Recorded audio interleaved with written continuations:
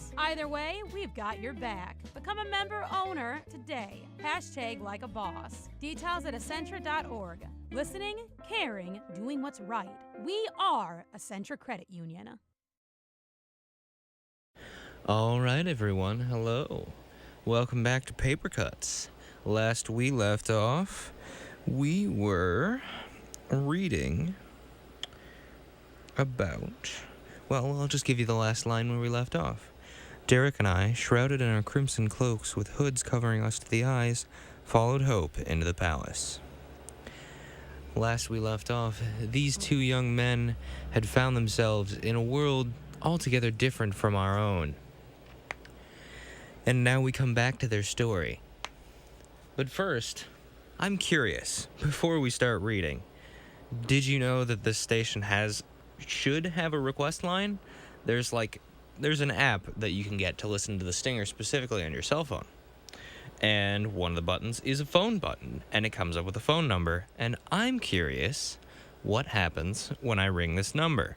Because last time I was on here, a few years ago now, I tried ringing the number that's printed on the phone sitting here in the booth with me.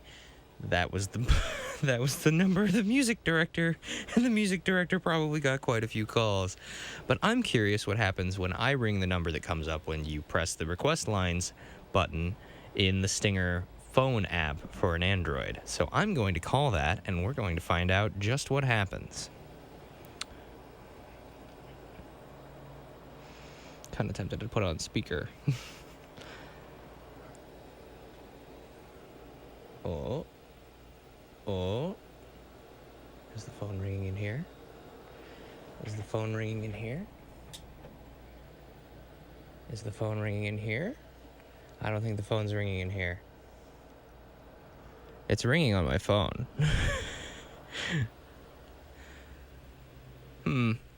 Well, actually, let's find out. If I pick up this phone, will it answer that phone? I mean, I'm getting a dial tone. Well, I'm getting a dial tone from that phone, so it's clearly connected. But we're not getting anything from that number. Well, it was worth a shot. Actually, I'll have to ask someone to find out if there is actually a request line. Because that would be rather interesting, you know.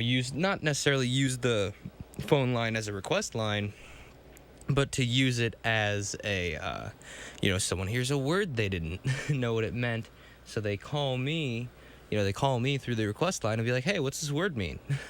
That would certainly be interesting. So we'll have to keep that in mind. I'll have to ask, what's his name? Whoever, runs this, whose name escapes me. Nice guy, though. Anyway, so I digress a great deal. Let's get back to the story. Chapter 6, The King's Henchman. The long room was bathed in colored lights. There was an ornate tiled floor. Barbaric draperies of heavy fabric shrouded the archways and windows. It was a totally barbaric apartment. It might have been the audience chamber of some fabled Eastern prince of our early ages. And yet it was not quite that either. There was a primitive modernity here.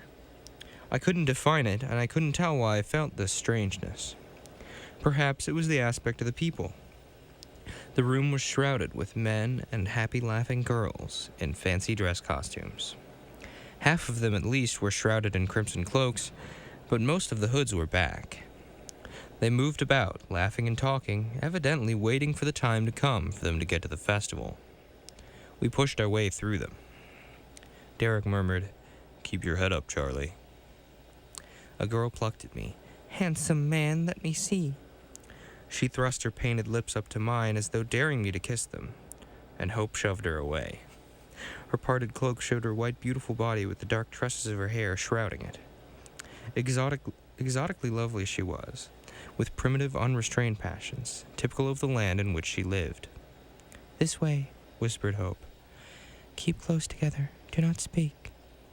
We moved forward and stood quietly against the wall of the room, where great curtains hid us partly from view. Under a canopy, at a table on a raised platform near one end of the apartment, sat the youthful monarch. I saw him as a man of perhaps 30.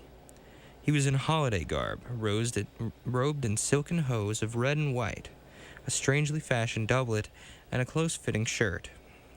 bareheaded with thick black hair, which was long to the base of his neck. He sat at the table with a calm dignity, but he relaxed here in the presence of his favored courtiers. He was evidently in a high good humor this night, giving directions for the staging of the spectacle, dispatching messengers. I stood gazing at him. A very kingly fellow, this. There was about him that strange mingled look of barbarism and modernity. Hope approached him and knelt. Derek and I could hear their voices, although the babble of the crowd did go on. "My little Hope, what is it? Stand up, child," she said. "Your Highness, a message from Blanca." He laughed. "Say no more. I know it already. She doesn't want the festival. The workers. What a world of sardonic contempt. Yeah, what a world of sardonic contempt he put into that one word. The workers will be offended because we take pleasure tonight. Say no more, little Hope. Tell Blanca to dance and sing her best this evening. I'm making my choice. Did you know that?" "Yes, Your Highness," she murmured. I choose our queen tonight, child. Blanca or Sensuaa. Both are very beautiful. Do you know which one I'm going to choose?" No, she said. "Nor do I, little Hope. Nor do I." He dismissed her. "Go now. Don't bother me." She parted her lips as though to make another protest, but his eyes suddenly flashed. "I would not have you annoy me again. Do you understand?" She turned away, back toward where Derek and I were lurking. The chattering crowd in the room paid no attention to Hope, but before she could reach us, a man detached himself from a nearby group and accosted her. A commanding figure he was, I think, quite the largest man in the room. An inch or two taller than Derek at the least. He wore his red cloak with the hood thrown back upon his wide, heavy shoulders. A bullet head with close-clipped black hair. A man of about the king's age, he had a face of heavy features and flashing dark eyes. A scoundrel adventurer, this king's henchman. Hope said, "What is it, Robar?" "You will join our party, little Hope?" He laid a heavy hand on her white arm. His face was turned toward me, and I couldn't miss the gleaming look in his eyes as he regarded her. "No," she said.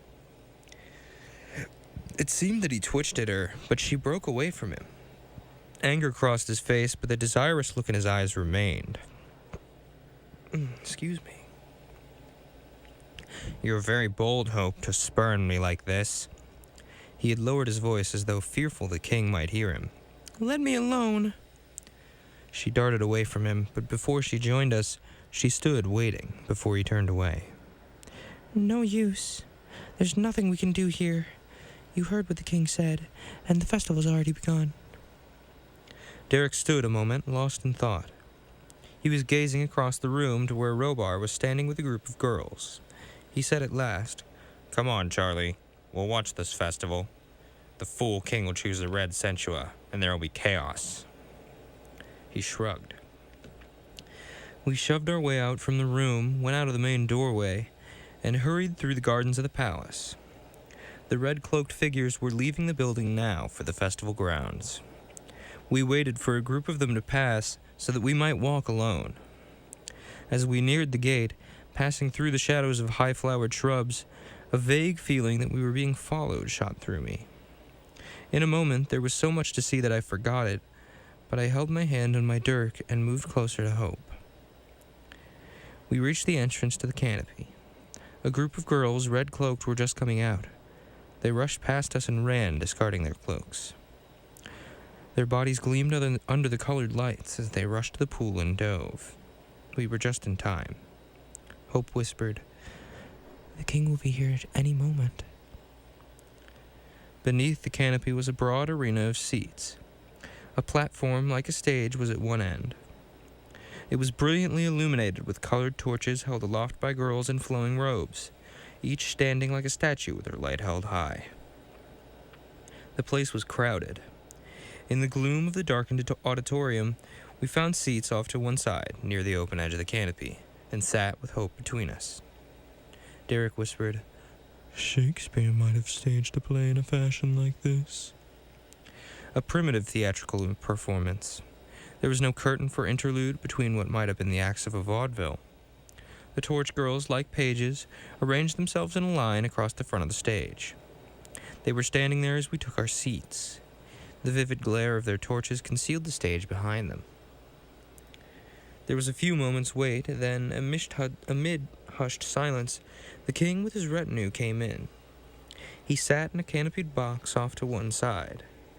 When he was seated, he raised his arm, and the buzz of the conversation in the audience began again. Presently, the page girls moved aside from the stage. The buzz of the audience was stilted. The performance, destined to end so soon in tragedy, now began.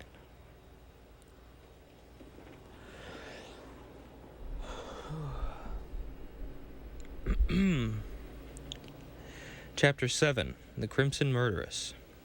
Hope murmured, "The three-part music will come first. First is the spiritual."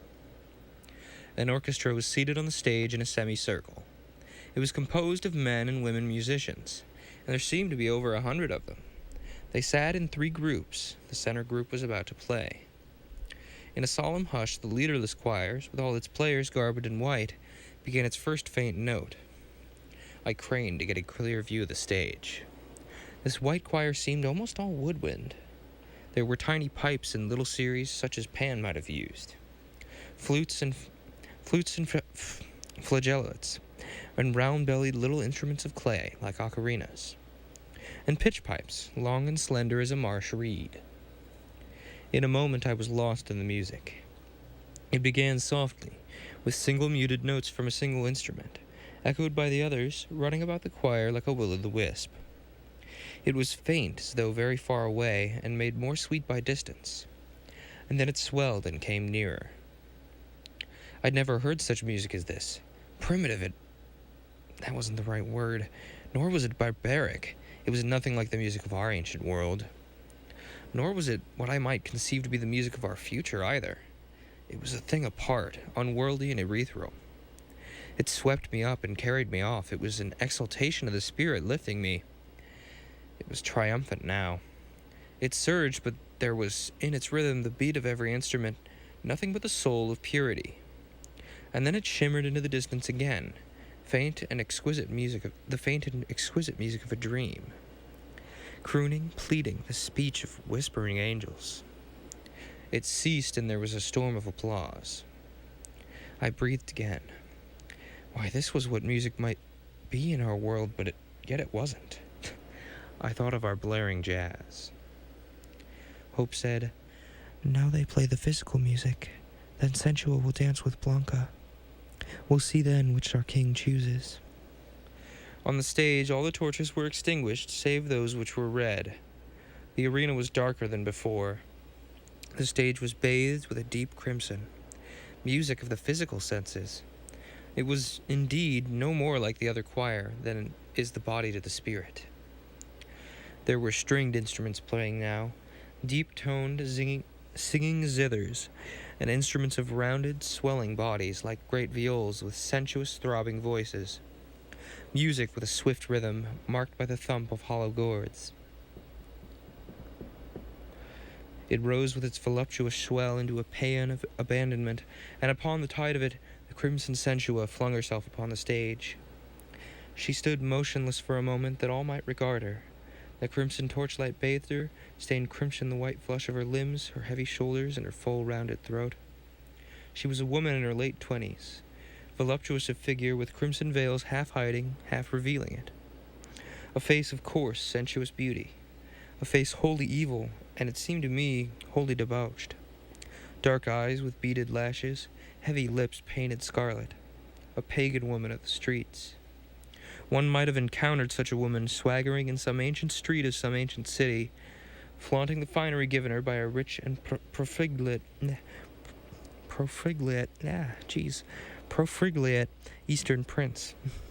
She stood a moment with smoldering, passion-filled eyes, gazing from beneath her lowered lids. Her glance went to the king's canopy and flashed a look of confidence, of triumph. The king answered it with a smile, and he leaned forward over his railing, watching her intently. With a surge of the music, she moved into her dance. Slowly she began, quite slowly, a posturing, a swaying of hips like a nautch girl. She made the rounds of the musicians, leering at them, and stood in the whirl of the music, almost ignoring it, stood at the front of the stage with a gaze of slumberous, insolent passion flung at the king. A knife was in her hand now. She held it aloft. The red torchlight caught its naked blade, and with shuddering fancy I seemed to see it dripping crimson. She frowned and struck it at a phantom lover. She backed away. She stooped and knelt. She knelt and seemed with her empty arms to be caressing a murdered lover's head. She kissed him, rained upon his dead lips her macabre kisses. And then she was up on her bare feet, again circling the stage. Her anklets clanked as she moved with the tread of a tigress. The musicians shrank from her waving blade. A girl in white veils was suddenly disclosed standing at the back of the stage. Derek whispered, "Is that Bianca?" "Yes," whispered Hope. Bianca stood, watching her rival. The crimson Sensua passed her, took her suddenly by the wrist, and drew her forward. For an instant I thought it might have been rehearsed. I saw Blanca as a slim, gentle girl in white, with a white headdress. A dancer who could symbolize purity, now in the grip of red passion. An instant, and horror struck us. I could feel it surge over the audience. A gaze of horror, a frightened girl in white trying to escape. Hold on, I'm getting... Oh, geez. Well, that's beautiful. I just got a text from one of my friends that the station was not on air there for a bit. So, that's useful. Well, welcome to Paper Cuts, I guess. That's awkward.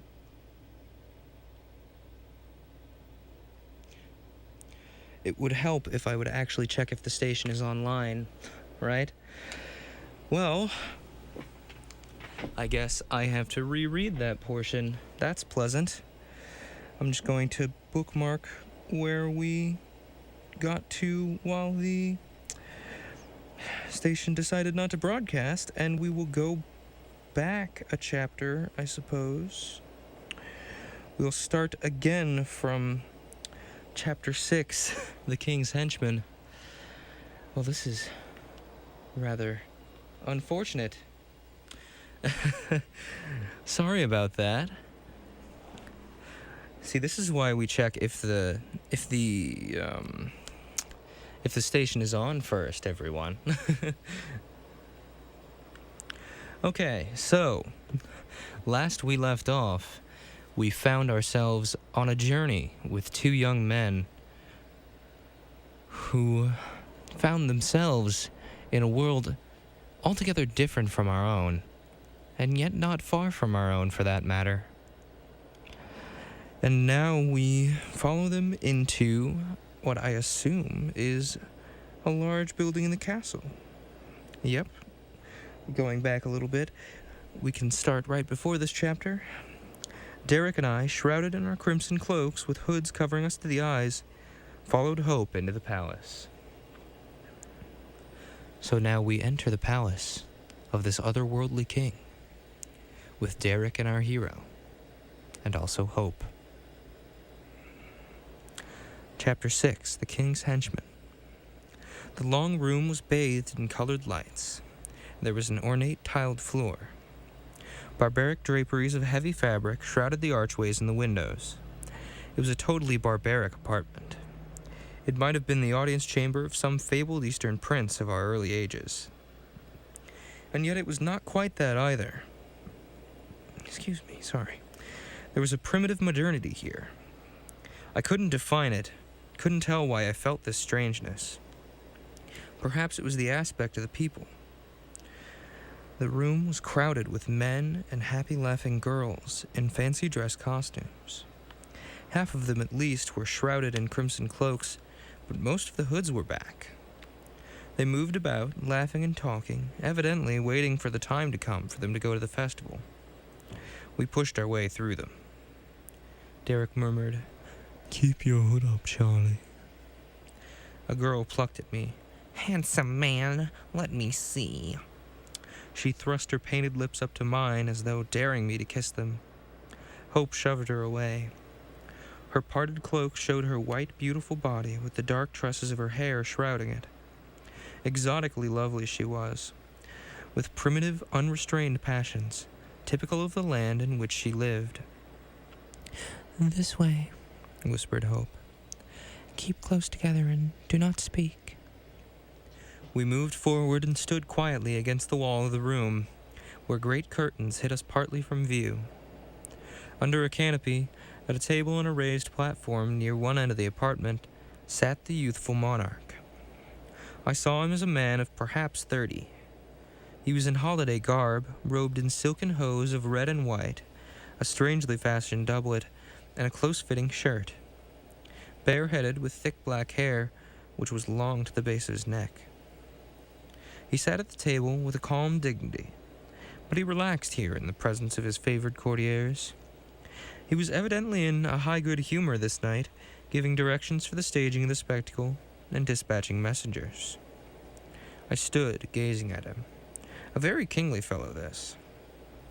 There was about him that strange mingled look of barbarism and modernity. Hope approached him and knelt. Derek and I could hear their voices, although the babble of the crowd did go on. "My little Hope, what is it? Stand up, child." No, I don't like that voice. My little Hope, what is it? Stand up, child. She said, "Your Highness, a message from Blanca." Say no more. I know it already. She doesn't want this festival. The workers. What a world of sardonic contempt he put into that one word. The workers will be offended because we take pleasure tonight. Bah! Say no more, little Hope. Tell Blanca to dance and sing her best this night. I'm making my choice. Do you know that? Hope remained silent. He repeated, Do you know that? Yes, Your Highness, she murmured. I choose our queen tonight, child. Blanca or Sensuaa. Both are very beautiful. Do you know which one I'm going to choose? No, sir, she said. Nor do I, little Hope. Nor do I. He dismissed her. Go now. Don't bother me. She parted her lips as though to make another protest, but his eyes suddenly flashed. I would not have you annoy me again. Do you understand? She turned away, back toward where Derek and I were lurking. The chattering crowd in the room had paid no attention to Hope, but before she could reach us, a man detached himself from a nearby group and accosted her. A commanding figure he was. I think he was the largest man in the room. Excuse me. An inch or two taller than Derek, at the least. He wore his red cloak with the hood thrown back upon his wide, heavy shoulders. A bullet head with close-clipped black hair. A man of about the king's age, he had a face of heavy features and flashing dark eyes. A scoundrel adventurer, this king's henchman. Hope said, "What is it, Rabar?" Will you join our party, little Hope? He laid a heavy hand on her white arm. His face was turned toward me, and I couldn't miss the gleaming look in his eyes as he regarded her. No. It seemed that he twitched at her, but she broke away from him. Anger crossed his face, but the desirous look in his eyes remained. You're very bold, Hope, to spurn me like this. He lowered his voice as though fearful that the king might hear him. Let me alone. She darted away from him, but before she joined us, she stood waiting until he turned away. It's no use. There's nothing we can do here. You heard what the king said, and the festival's already begun. Derek stood a moment, lost in thought.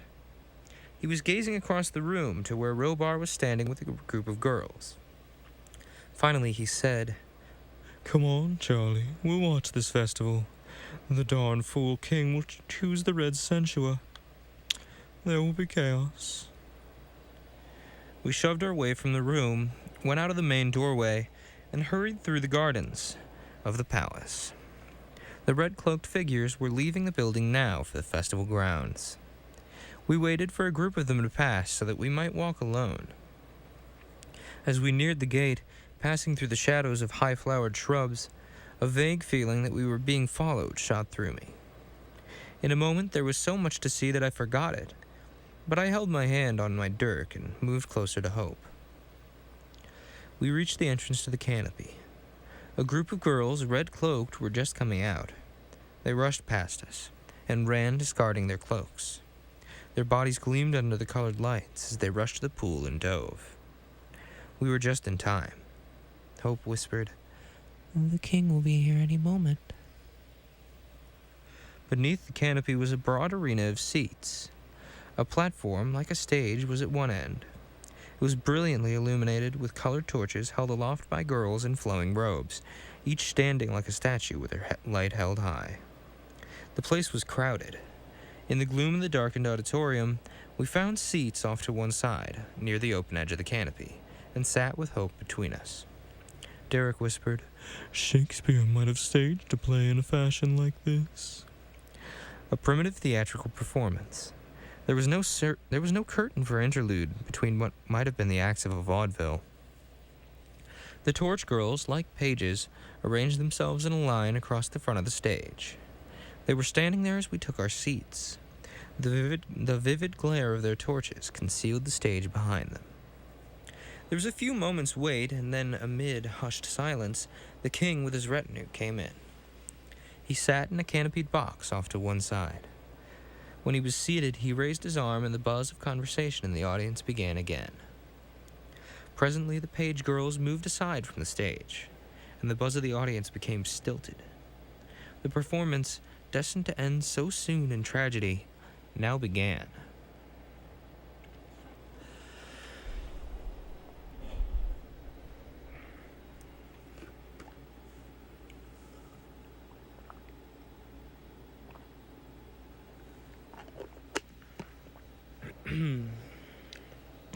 Chapter 7, The Crimson Murderess. Hope murmured, "The three-part music comes first. First will be the spiritual." An orchestra was seated on the stage in a semicircle. It was composed of men and women musicians, and there seemed to be over 100 of them. They sat in 3 groups, and the center group was about to play. In a solemn hush, the leaderless choirs, with all its players garbed in white, began its first faint note. I craned to get a clear view of the stage. This white choir seemed almost all woodwinds. There were tiny pipes in little series such as Pan might have used, flutes and flageolets, and round-bellied little instruments of clay, like ocarinas, and pitch pipes, long and slender as a marsh reed. In a moment I was lost in the music. It began softly, with single muted notes from a single instrument, echoed by the others, running about the choir like a will-o'-the-wisp. It was faint, as though very far away, and yet made more sweet by the distance, and then it swelled and came nearer. I'd never heard such music as this. Primitive. No, it wasn't that, nor was it barbaric. It was nothing like the music of our ancient world. Nor was it what I might conceive to be the music of our future, either. It was a thing apart, unworldly and ethereal. It swept me, carried me off, and it was an exaltation of the spirit lifting me. It was triumphant now. It surged, but there was in its rhythm the beat of its every instrument, nothing but the soul of purity. And then it shimmered into the distance again, faint and exquisite music of a dream. Crooning, pleading, the speech of whispering angels. It ceased, and there was a storm of applause. I breathed again. Why, this was what music might be in our world, but it wasn't. I thought of our blaring jazz. Hope said, "Now they'll play the physical music. Then Sensual will dance with Blanca, and we'll see which one the king chooses." On the stage, all the torches were extinguished, save those which were red. The arena was darker than before, and the stage was bathed with a deep crimson. Music of the physical senses. It was indeed no more like the other choir than is the body to the spirit.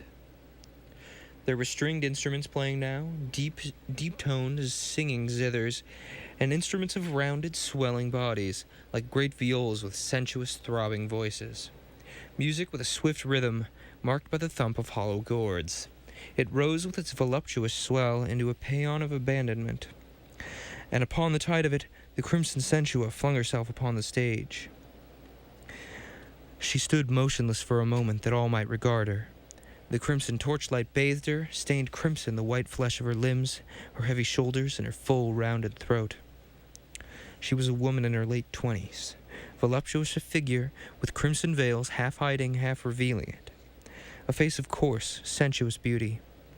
A face wholly evil, and it seemed to me wholly debauched. Dark eyes with beaded lashes, heavy lips painted scarlet. A pagan woman of the streets. One might have encountered such a woman swaggering in some ancient street of some ancient city, flaunting the finery given her by a rich and profligate Eastern prince. She stood a moment with smoldering, passion-filled eyes, gazing from beneath her lowered lids. Her glance went to the king's canopy and flashed a look of confidence, of triumph. The king answered it with a smile, and he leaned over his railing, watching her intently. With a surge of the music, she moved into her dance. Slowly she began, quite slowly, a posturing and swaying of the hips, like a nautch girl. She made the rounds of the musicians, leering at them. She stood in the whirl of the music, almost ignoring it, and stood at the front of the stage with a gaze of slumberous, insolent passion flung at the king. A knife was in her hand now. She held it aloft. The red torchlight caught its naked blade, and with shuddering fancy, I seemed to see it dripping crimson. She frowned and struck it at a phantom lover. She backed away, stooped and knelt. She continued to kneel and seemed with her empty arms to be caressing a murdered lover's head. She kissed him, raining upon his dead lips her macabre kisses. And then she was up on her bare feet again, circling the stage. Her anklets clanked as she moved with the tread of a tigress. The musicians shrank from her waving blade. A girl in white veils was suddenly disclosed, standing at the back of the stage. And so we've arrived at the place I left off before I didn't notice that the station was off, so that's always good. Derek whispered. Is that Blanca? Yes, whispered Hope. Blanca stood, watching her rival. The crimson Sensuo passed her, took her suddenly by the wrist, and drew her forward.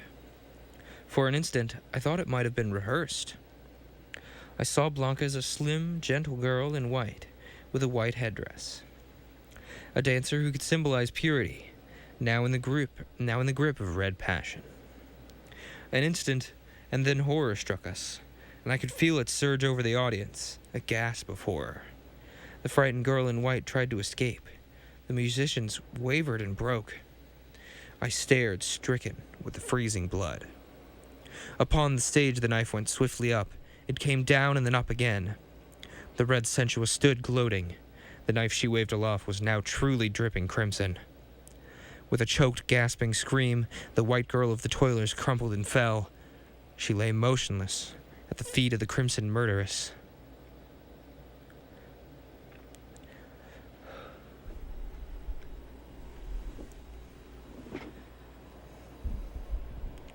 Chapter 8. Why, this is treason. There was a gasp. The audience sat, frozen. On the stage, with no one lifting a hand to stop her, the crimson murderess made a leap and vanished. There was a moment, and then the spell broke.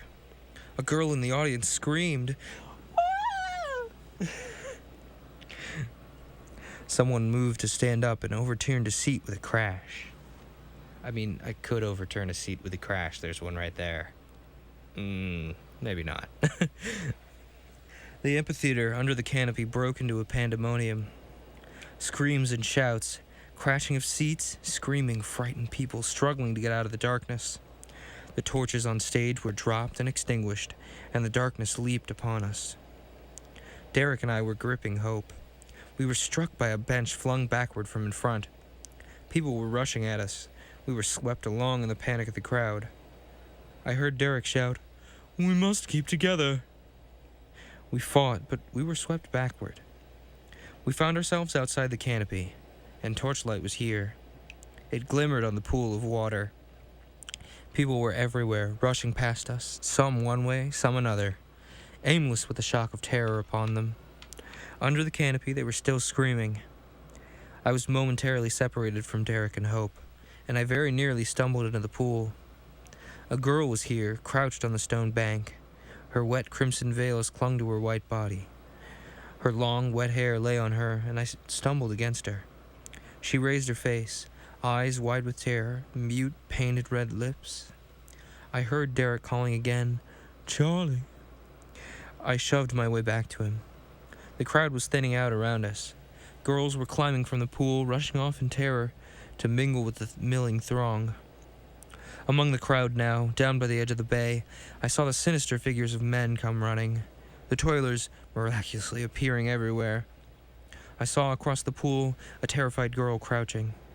A huge man in a black cloak came leaping. The colored lights in the trees glittered on his upraised knife blade as it descended. The girl fell with a shuddering scream, and the murderer turned and whirled away into the crowd. "Charlie." I was back with Derek and Hope. Hope stood trembling with her hand pressed against her mouth, and Derek gripped me. "That cloak, get it off." He ripped his crimson cloak from him and tossed it away and jerked mine off. "Too dangerous. That's the crimson badge of death tonight." We stood revealed in the clothes of our own world.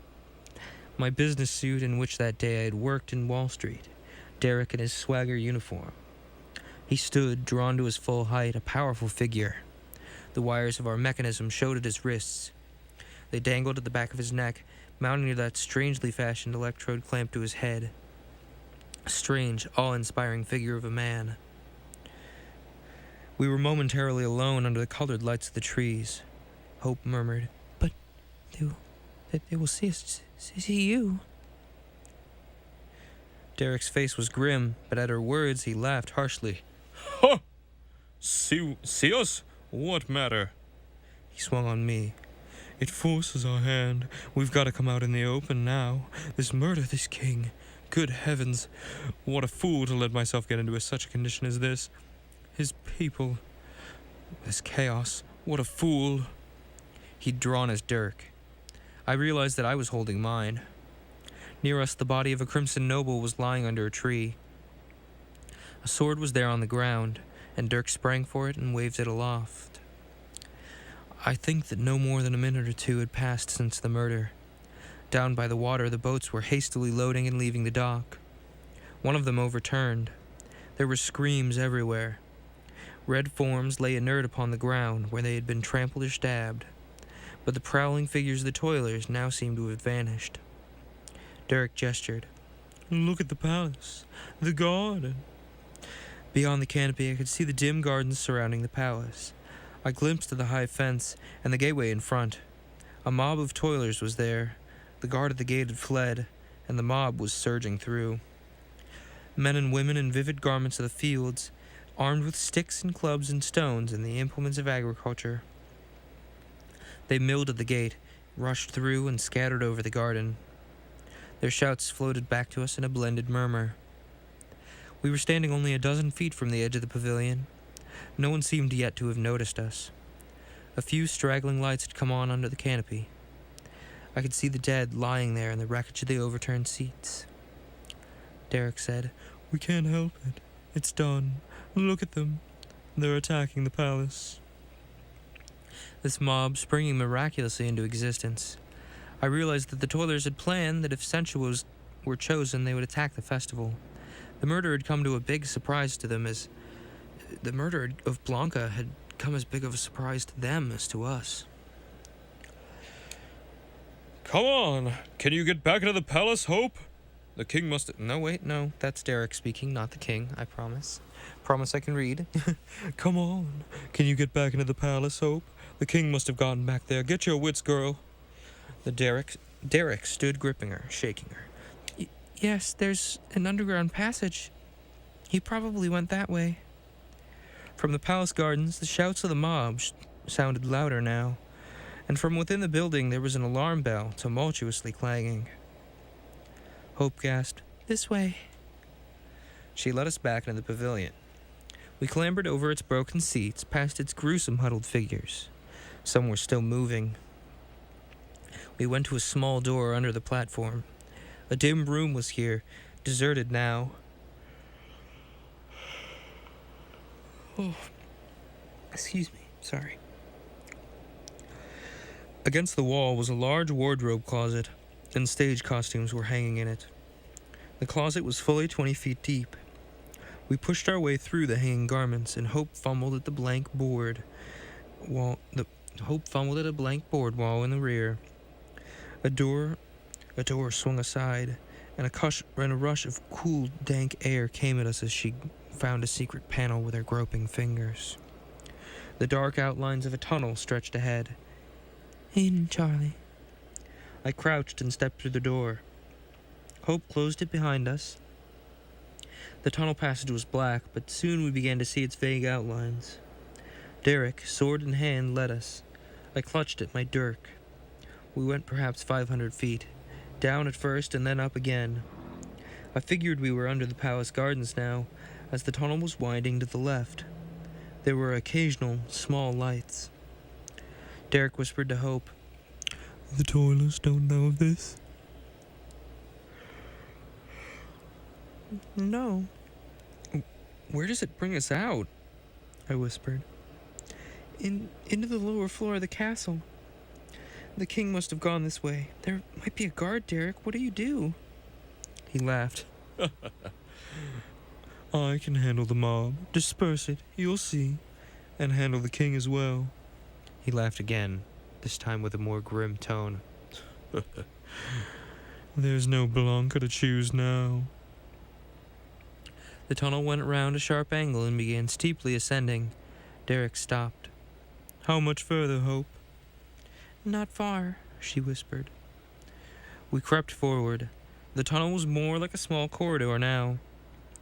Beyond Derek's crouching figure, in the dimness I could see a doorway. Derek turned and gestured to us to keep back. A palace guard was standing there, and his pike went up. "Who are you?" "A friend."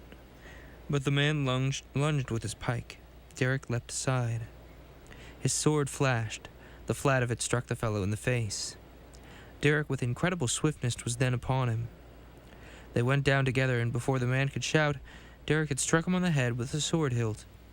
The guard lay motionless, and Derek climbed up as we ran forward to join him. I noticed now, for the first time, that in his left hand Derek held a small metal cylinder. A weapon, strange to me, which he'd brought with him. He hadn't mentioned it. He'd produced it when menaced by the guard, but then evidently decided not to use it. He shoved it back in his pocket and whirled on us, panting. "Hurry, close that door." We hurriedly closed the door of the tunnel, as we were told. "Charlie, help me move him." We dragged the prostrate figure of the unconscious guard aside into a shadow of the wall. We were in a lower room of the palace. It seemed momentarily unoccupied. Overhead, we could hear the footsteps of running people. A confusion in the palace, and outside in the garden, the shouts of the menacing throng of toilers. And above it all, the wild clanging of the alarm bell from the palace tower. Derek said swiftly, "Get us to the king." Hope led us through castle corridors and up a flight of steps to the main floor. The rooms here were thronged with terrified people, crimson nobles in their bedraggled finery of the festival. In all the chaos, no one seemed to notice us. We mounted another staircase and found a vacant room. Through its windows, we looked a moment, gazing into the garden. It was jammed with a menacing mob, which milled about, leaderless, waving crude weapons, shouting imprecations at the palace. At the foot of the main steps, the throng stood packed, but no one dared to mount. A group of the palace guards stood on the platform over the moat. Derek turned away impatiently. "Let's get to the king." We mounted to the upper story. The castle occupants stared at Derek and I as we passed them, and a group of girls at the head of the staircase fled before us. "The king," Derek demanded. "Which is his apartment? Hurry, Hope, we've no time now." We found the frightened king seated on a couch with his counselors.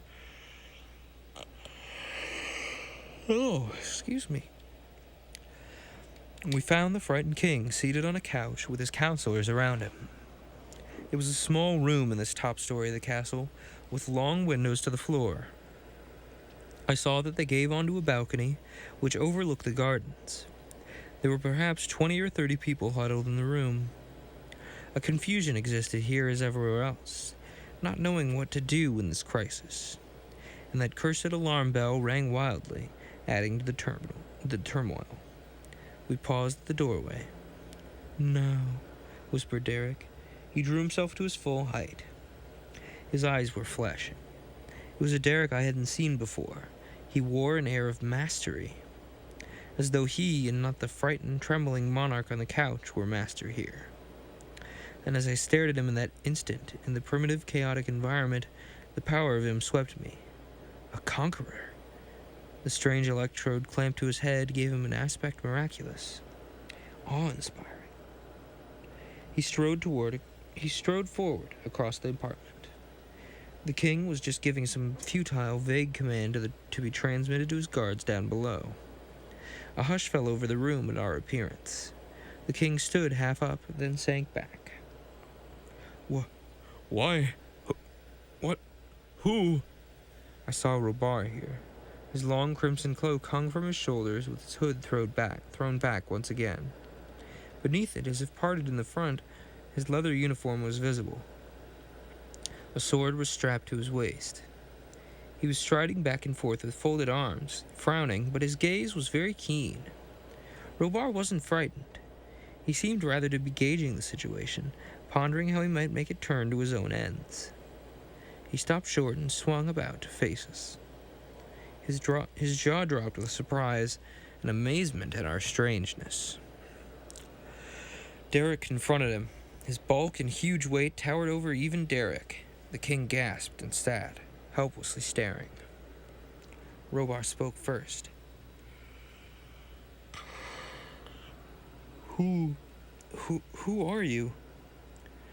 This mob must be dispersed. Don't be standing there looking at me like that, man. Derek spoke in a friendly fashion, but vehemently. This is no time for explanations. They were menacing each other. Robar's heavy hand fell to his sword, but Derek boldly pushed him away, and he faced the king. Your Majesty. The king stared blankly at him. The title was no doubt strange to this realm, but no stranger than Derek's aspect. Your Majesty. But the noise from the garden, the confusion which now broke out in the room, and that clattering bell drowned his words.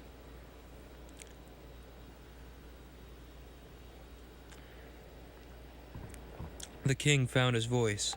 Be quiet, all of you. He was on his feet. He demanded of Derek again, Who are you? Derek said swiftly, I'll show you. I can disperse this mob. Charlie, come. It seems as though the gaze of everyone in the room went back to me. I drew myself up and flashed defiance back at them, and followed Derek to one of the balcony windows. He went through it with me after him. I stood at the threshold, watchful of the room behind us. Robar was standing aside, and I saw now the woman Sensual with him. They were whimpering, staring at me and Derek. I'd been wondering why, when Sensual would have known that the king would choose her, why she'd dared to murder her rival. I thought now, as I saw her with Robar, that I could guess the reason. She loved Robar, and not the king. Robar was plotting to put himself on the throne, using Sensual as a lever to that end. He doubtless persuaded her to this murder, knowing it would arouse the toilers, precipitate this chaos, which was what he wanted. Scheming scoundrel. I couldn't forget the look of desire on his face as he accosted Hope. And now Derek appeared to add an unknown element to Robar's plans. There was no way he could guess who or what we were. I saw that he was puzzled, was whispering to Sensual about us, doubtless wondering how to handle us. I saw there, too, that there were half a dozen crimson-cloaked men here who happened to not be very frightened. They gathered in a group. They stood with their hands upon their swords, eyeing me and watching Robar, as though at a sign from him they would rush me. On the balcony stood Derek with the light from the room behind him. The crowd saw him, and the main gateway of the palace was just under his balcony. The crowd had now started up the steps to where the guards were standing at the top. Ooh, excuse me. At the sight of Derek, the mob let out a roar, and those on the steps retreated back again. Derek stood at the balcony rail, silent, with upraised arms, gazing down at the menacing throng. There was a moment of startled silence as he appeared. Then the shout broke out louder than before. The crowd was milling and pushing, but still leaderless. An aimless activity.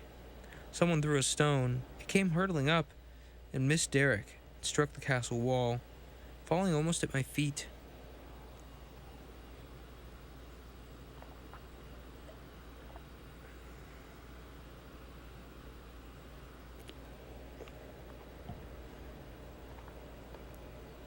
Derek didn't move. He stood calmly, gazing down, and stood like an orator, waiting for the confusion to die down before he could speak. From the platform just beneath Derek, the guards were staring wonderingly up, awed and startled. To the right of a wing of the building turned an angle, and the castle tower was there. It rose perhaps 100 feet higher than our balcony. On the railed platform balcony, girding its top, I saw the creatures of other guards staring, gazing down at Derek. The clanging bell up there was suddenly stilled. I became aware of the king close behind me. His voice rang out. "What are you doing? How dare you?" Derek whirled. "You fool! To what a pass you've come, your people in arms against you." His violent words brought the king's anger. "How dare you?" Rather, the king's anger. "How dare you? This is treason." I stood alert with my hand upon my dirk. Just to make sure, a dirk is kind of like a pike, right? Dirk, a short dagger formerly carried by Scottish Highlanders. Duly noted. There would be conflict here. I felt that we couldn't hold it off more than a moment longer. My mind leapt toward the metal cylinder Derek had concealed. Was it a weapon?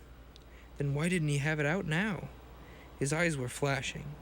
The aspect of power, of confidence upon him was unmistakable. It heartened me, and I took a step towards him. He smiled faintly. "Wait, Charlie." The king gasped again. "How dare you? Why, this is treason. Robar, seize him." Hope was beside me, her eyes watching the room. Robar came striding forward, and Derek rasped, "You perhaps have some sense. Lead His Majesty away. Take care of him until this is over."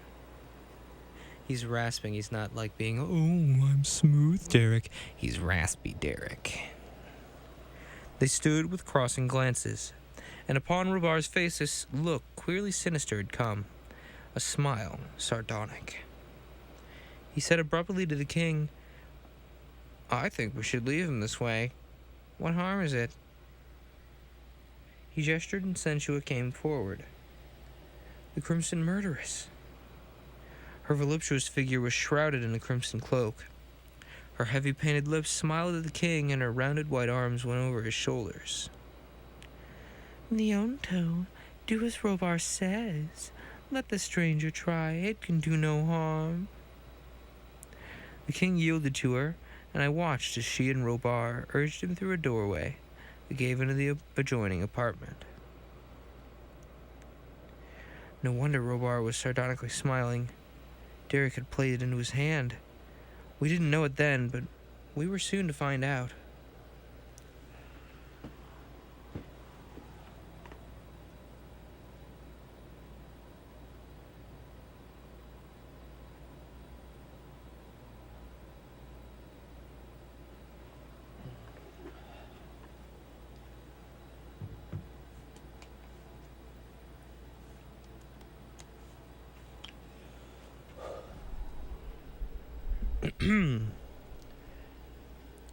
Chapter 9.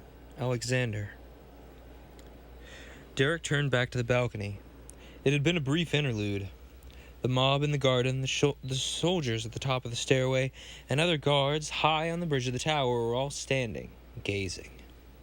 Shouts again arose as Derek appeared. Again he raised his arms, and this time his voice rang out. "Silence, all of you. I'm a friend. Silence." At first they didn't heed him, but someone shouted, "Quiet! Listen to him! Let him talk!" The crowd was bellowing, and then they ceased. The bell was still. In the hush came Derek's voice. "I am a friend. I come from foreign lands, from distant lands of strange people and stranger magic." For answer, the crowd shouted and milled in confusion. A stone came up, and then another. Derek stood immovable, like a statue, gazing down at them. "I command you to disperse. You will not? Then look at me, all of you.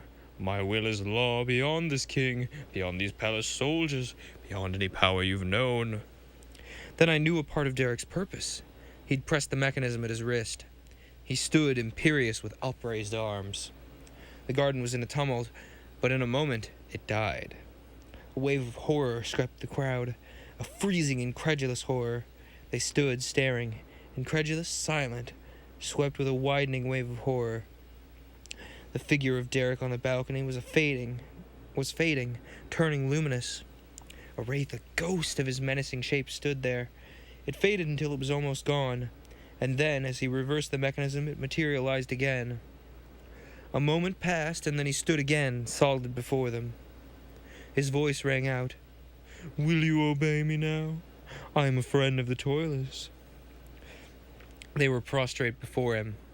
There's no fear more terrible than the fear of the supernatural. In all of history, there has been in our world no worship more abject than the worship and fear of a primitive people for its supernatural god. On the platform beneath the balcony, the palace soldiers stared up, horrified, and then they too were prostrate before Derek's threatening gestures and commanding voice. I stood, watching, listening, and suddenly from the prostrate crowd a man leapt up. In the silence his amazed voice carried over the garden. "Alexander! It's Prince Alexander! My lost prince!" He stood staring at Derek, his arms gesturing to his comrade around him. He shouted it again. "Our rightful king! Come back to us!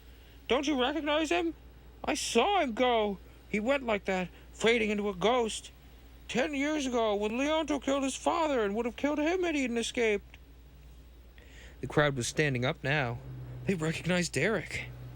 There was no doubt of it. The garden was ringing with tumultuous shouts of, "Alexander! Alexander! Our lost prince has come back to us!" My head was whirling with it. Derek, prince of this realm? I could see that it was true. Escaped from here as a young lad when his own throne was usurped. Returning now a man to claim his own. And suddenly he turned and flashed me his smile. The din from the garden drowned out his words. The crowd was shouting, "Alexander, our lost prince!" The king's guards on the lower platform stood sullen and confused. I heard footsteps behind me and I whirled around. From the room, the group of Robar's crimson nobles were rushing toward me. Their swords were out. One of them shouted, "Kill them now!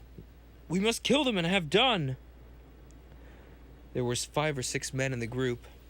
They were no more than 10 feet away from me, and then they came leaping. I stood in the window opening, with only my dirk to oppose them.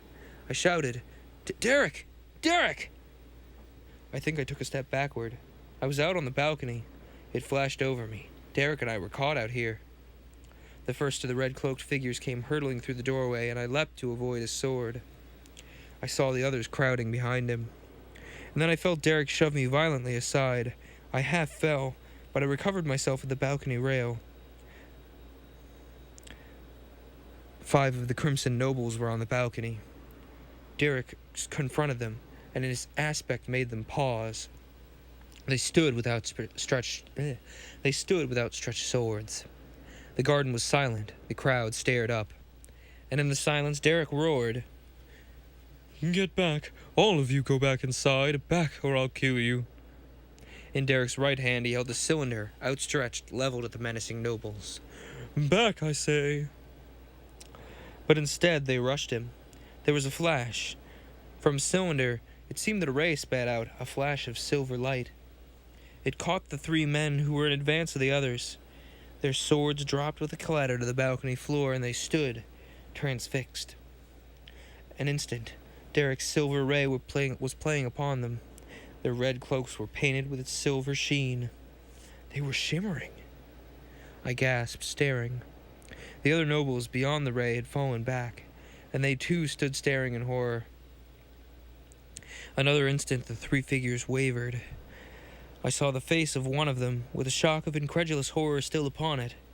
A face turning luminous, a face erased with only the staring eyes to mark where it had been. There was a moment when the 3 stricken men stood like shimmering ghosts, with Derek's deadly ray upon them, and then they were gone. It seemed, just as they had vanished, that they were falling through the balcony floor. Derek snapped off his ray, and he rasped, "Back into that room, I tell you!" The remaining nobles fled before him. He turned again to the balcony rail. "My people, yes, I am Alexander. I had not thought you would recognize me so soon. But you're right. The time has come for me to claim my inheritance, and I will rule you justly." His cylinder was still in his hand, and he swept a watchful glance behind him. I thought of Robar. He was in the next room with the king. Had they seen this attack upon Derek? They must have heard the crowd shouting Alexander. It seems strange that they didn't appear. Excuse me. I recall now, as I look back to this moment on the balcony, that I suddenly thought of Hope. She'd been beside me just before the nobles attacked. I didn't see her now. I was startled, but the thought of her was driven from my mind. From within the palace, a scream sounded, a girl screaming. But it wasn't Hope's voice. A girl screaming and then shouting, "The king is dead!" Derek came rushing at me. "Charlie, the king is dead!" We hurried into the adjoining room. There was no one to stop us, no one up here who dared oppose Derek. The terrified nobles in the room fell cringing before him. "Alexander, spare us. We are loyal to you." He strode past them, and in the adjacent apartment we found the king lying upon the floor. A wound in his throat welled crimson. He'd evidently been lying here alone, and had just now been found by a girl who had entered. He wasn't quite dead. Derek bent over him and he opened his eyes. He gasped faintly. Robar killed me. Robar and that accursed crimson Sensuah." His voice trailed away. The light went out of his staring eyes, and Derek laid him gently back on the floor. And as though already the news of his death had miraculously spread, the bell in the castle tower began tolling. Not clanging now, tolling with so slow, solemn accent. The crowd evidently recognized it. We could hear the shouts, "Death! Death has come!" Derek's eyes were blazing as he stood up. "The end, Charlie. I wouldn't have planned this in yet." He didn't finish. He whirled, rushed back to the other room and to the balcony. The scene was again in confusion, the crowd milling, voices shouting, "The king is dead!" At the edge of the garden, a woman's shrill, hysterical laughter rose over the din. Derek called, "Yes, the king is dead." He paused, and then he added, "If you want me, if I have your loyalty, then I will claim my throne." A tumult interrupted him. "Alexander! King Alexander!" He spread his arms, but he couldn't silence them. "The king is dead! Long live King Alexander!" A wave of it swept over the garden, engulfing the castle. At the main entrance, Leonto's soldiers stood sullen, listening to it. Derek stood triumphant. His hands were outstretched, palms down. But on the circular bridge at the top of the tower, there was a sudden commotion. The soldiers up there had vanished, moved back within the tower to make room for other figures. I stared, amazed and transfixed. A huge man in leather garments was there, with a sword stuck in his wide belt. A man with a bullet head, a heavy face, gazing down. It was Robar. And held in front of him the slender figure of a girl, Hope. He clutched her, his thick arm encircling her breast. With sinking heart, I realized what had happened. Hope had moved away from me. Everyone in the room had been intent upon Derek. Robar had come quietly in after murdering the king, and had seized Hope, stifled her outcry, and taken her up into the tower. And I had promised Derek that I'd shield this girl from harm. The horror of it, the self-condemnation of it, swept me and froze me to numbness. I couldn't think, I could only stand and stare. Robar held Hope like a shield before him. The low railing hardly reached her knees. It was a sheer drop to the garden beneath. He held her tightly, and in his free hands I saw his dirk come up menacingly against her white throat. His voice called, "Silent down there. Alexander, you traitor! Silence!" Derek stared up. The triumph faded from him, and he stared, stricken. The crowd stared as well. The soldiers on that lower platform ceased their shouting and gazed up at these new actors, so unexpectedly upon the stage. Again Robar called to the guards this time. "I represent your King Leonardo. This Alexander is a traitor to us all, and he cannot harm me. I defy him. Look at me. I defy him to use his evil weapon upon me." Derek was silent. A single adverse move, and Robar's knife would stab into Hope's throat. Derek's ray was powerless. A flash from it would have killed Hope, not Robar. The king's soldiers saw Derek's indecision. One of them shouted, "He cannot harm us! Look, he's frightened!" The crowd recognized Hope. They began calling her name and shouting, "Master Robar, don't harm our Hope!" "I will not harm her. Not if you do what I tell you. Leave this garden. Go quickly. I will deal with this traitor." He added to the guards, "Go up and seize him. He cannot hurt you. Traitor, seize him. If he does not yield, if any of this crowd attacks you, then I will kill Hope." Derek stood, clinging to the balcony rail. With Robar's watchful gaze upon him, he didn't dare turn or move.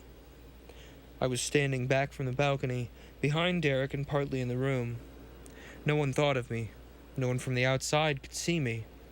And I, who had played no part in this, save the one that I had neglected, suddenly saw my role. My cue was sounding, my role to play here upon this tumultuous stage. I turned back into the dim room. A few frightened men and girls were here. They were all crowding forward, gazing through the windows at the scene outside. No one noticed me, but I saw, with sudden realization, my role to play once more. I darted across the room and out into the dim, deserted corridor of the castle.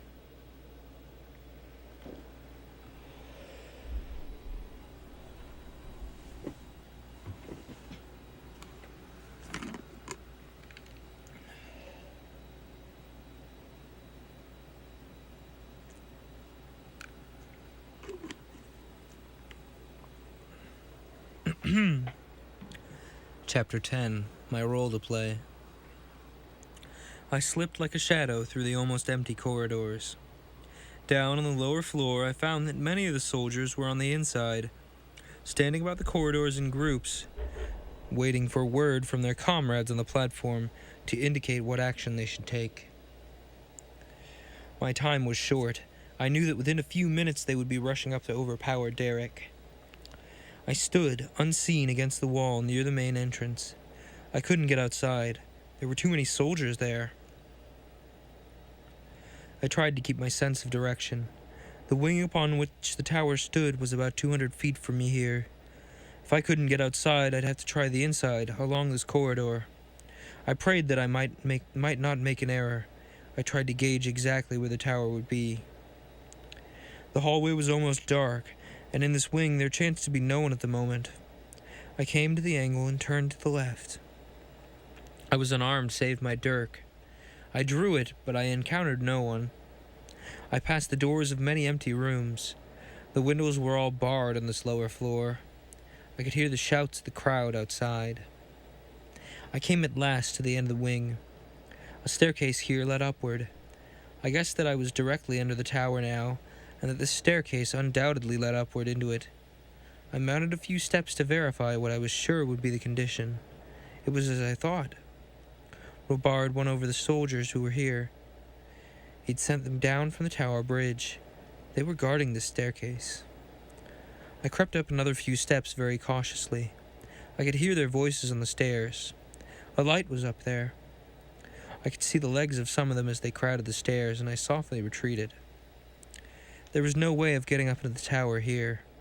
Alone and armed only with my dirk, I couldn't mount these stairs and assail a dozen armed men standing above me, especially when if I raised an alarm, Robard overhead might be startled into killing hope. I stood another moment, thinking, planning my actions. I was trembling. Everything depended upon me now. I must get up into the tower, and above everything, haste was necessary. I retreated back to the lower floor. I was still some 20 feet above the ground, I judged. That was too far. A dozen paces along the hall, I saw a stairway leading downward into the ground-level cellar of the castle. I marked in my mind exactly in which direction I turned and how far, and I went down the stairs. There was an empty lower room. It was pitch black. I lay down on its earthen floor. Above me, a few paces off to one side, I could visualize the tower. 150 feet above me, at least, up to that bridge balcony, where Robard stood with hope. I kept my mind on it and prayed that I might not be making an error or a miscalculation. I prayed, too, that luck would be with me, a desperate chance, yet I thought I knew what was here, or about here in New York City. I lay on my side, alone in blackness, and pressed the switch at my wrist. The familiar sensation of the transition began. The darkness grew luminous. Around me, shadows were taking form. My body was humming, thrilling with the vibrations within it. I could feel the ground under me beginning to melt. My mind was reeling.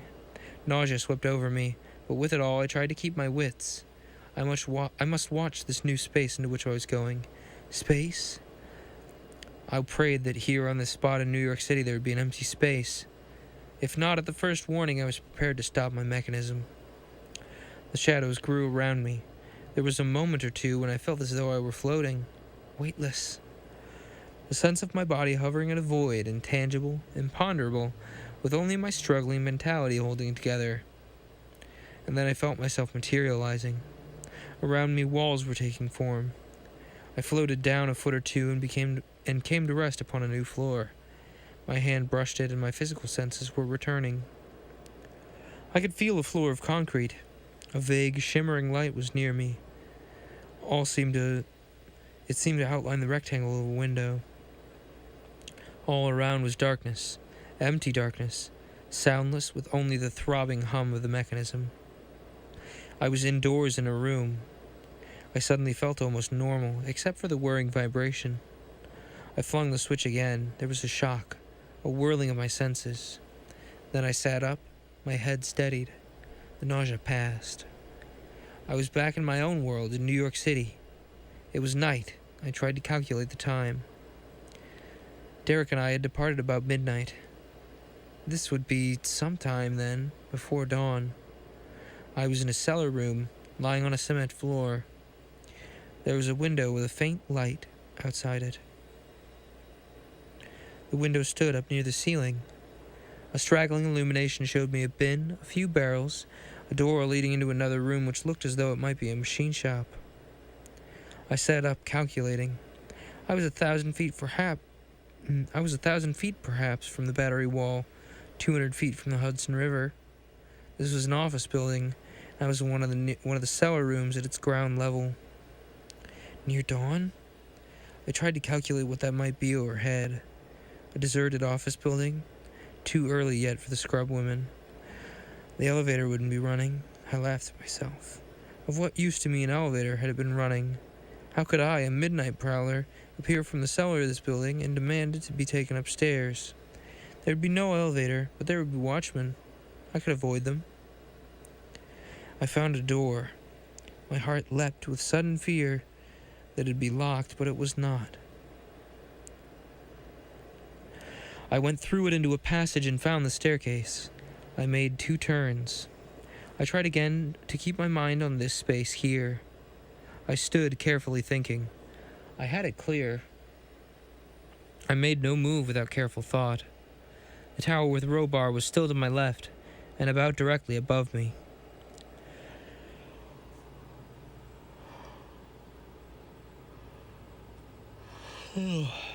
Excuse me.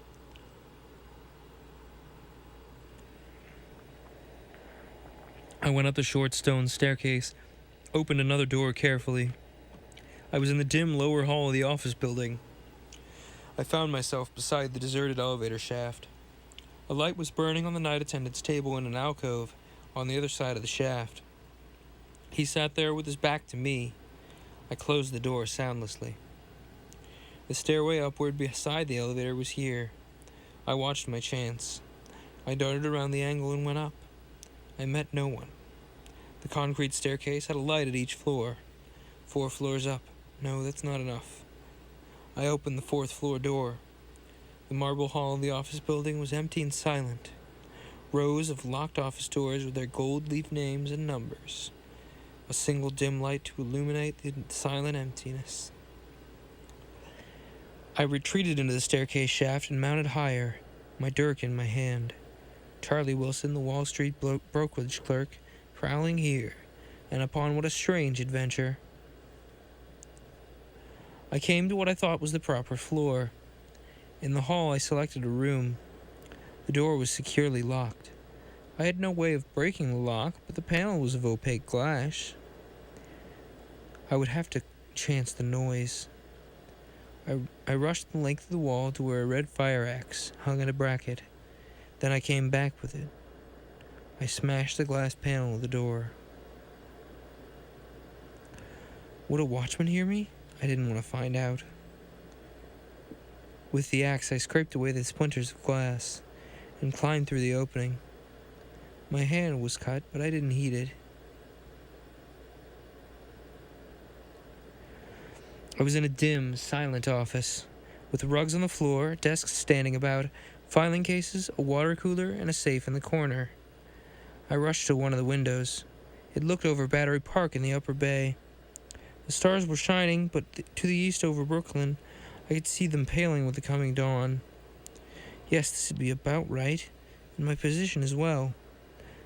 I could see the outline of the shore, the trees of Battery Park, the busy harbor, even at this hour before dawn, thronged with moving lights of its boats.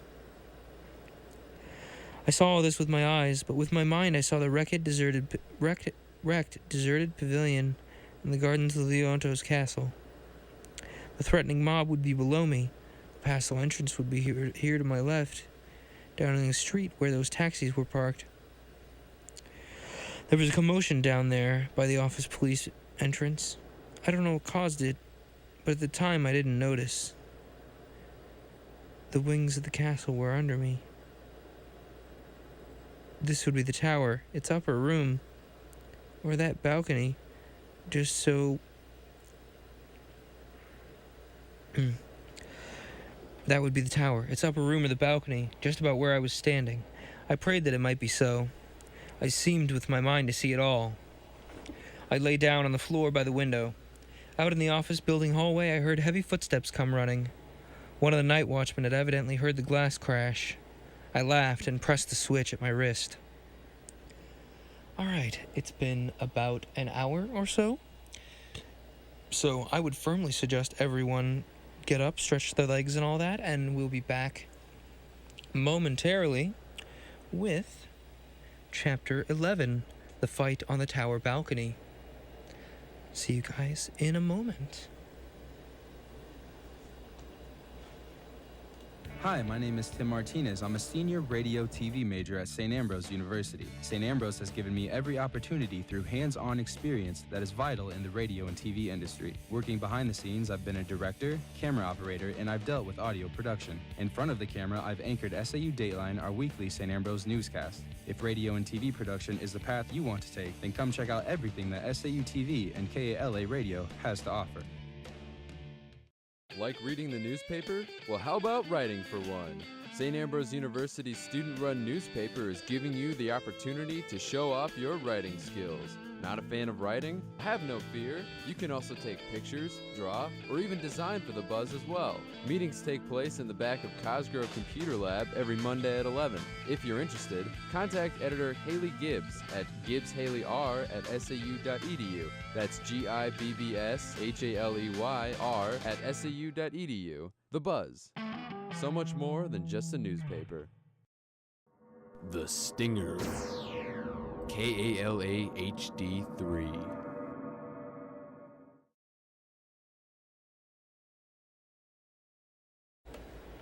All right.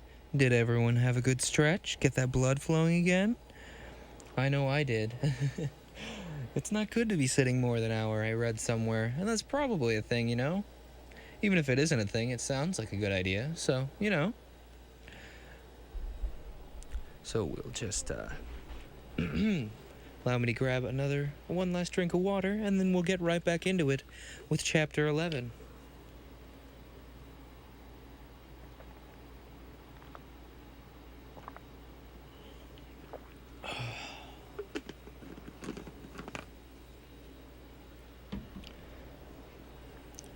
Chapter 11. The Fight on the Tower Balcony. The sensation swept me again. The room faded. Whether the watchman came in to see a ghost of me lying there on the floor, I didn't know, and I didn't really care either. I whirled into the shadows, and came in a moment out of the black silence. The office room was gone. I seemed to have fallen or floated down. How far, I don't know. A triumph swept me. I was lying on another floor. I could see a doorway materializing. I was not upon the balcony, as I calculated, but within the tower room.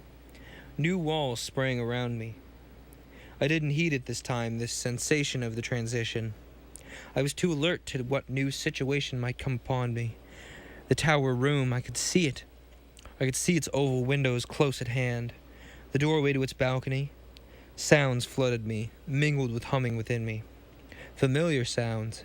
The crowd shouting, a single voice, the voice of Robar.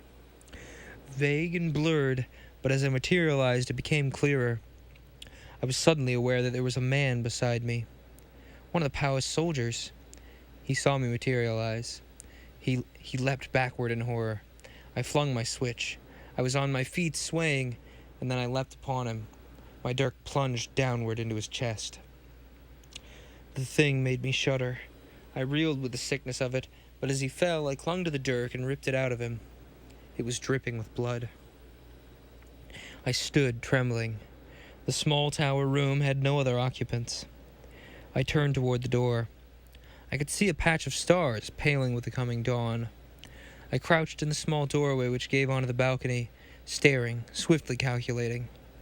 The scene had scarcely changed, but some of the soldiers had left the entrance platform, gone, no doubt, into the castle on their way upstairs to seize Derek. On this upper balcony, no more than 10 feet before me, Robar still stood, gripping Hope. She was in front of him. His back was to me. A sudden jump, and I could plunge my dagger into his back. Robar was shouting, "King Leonto is dead.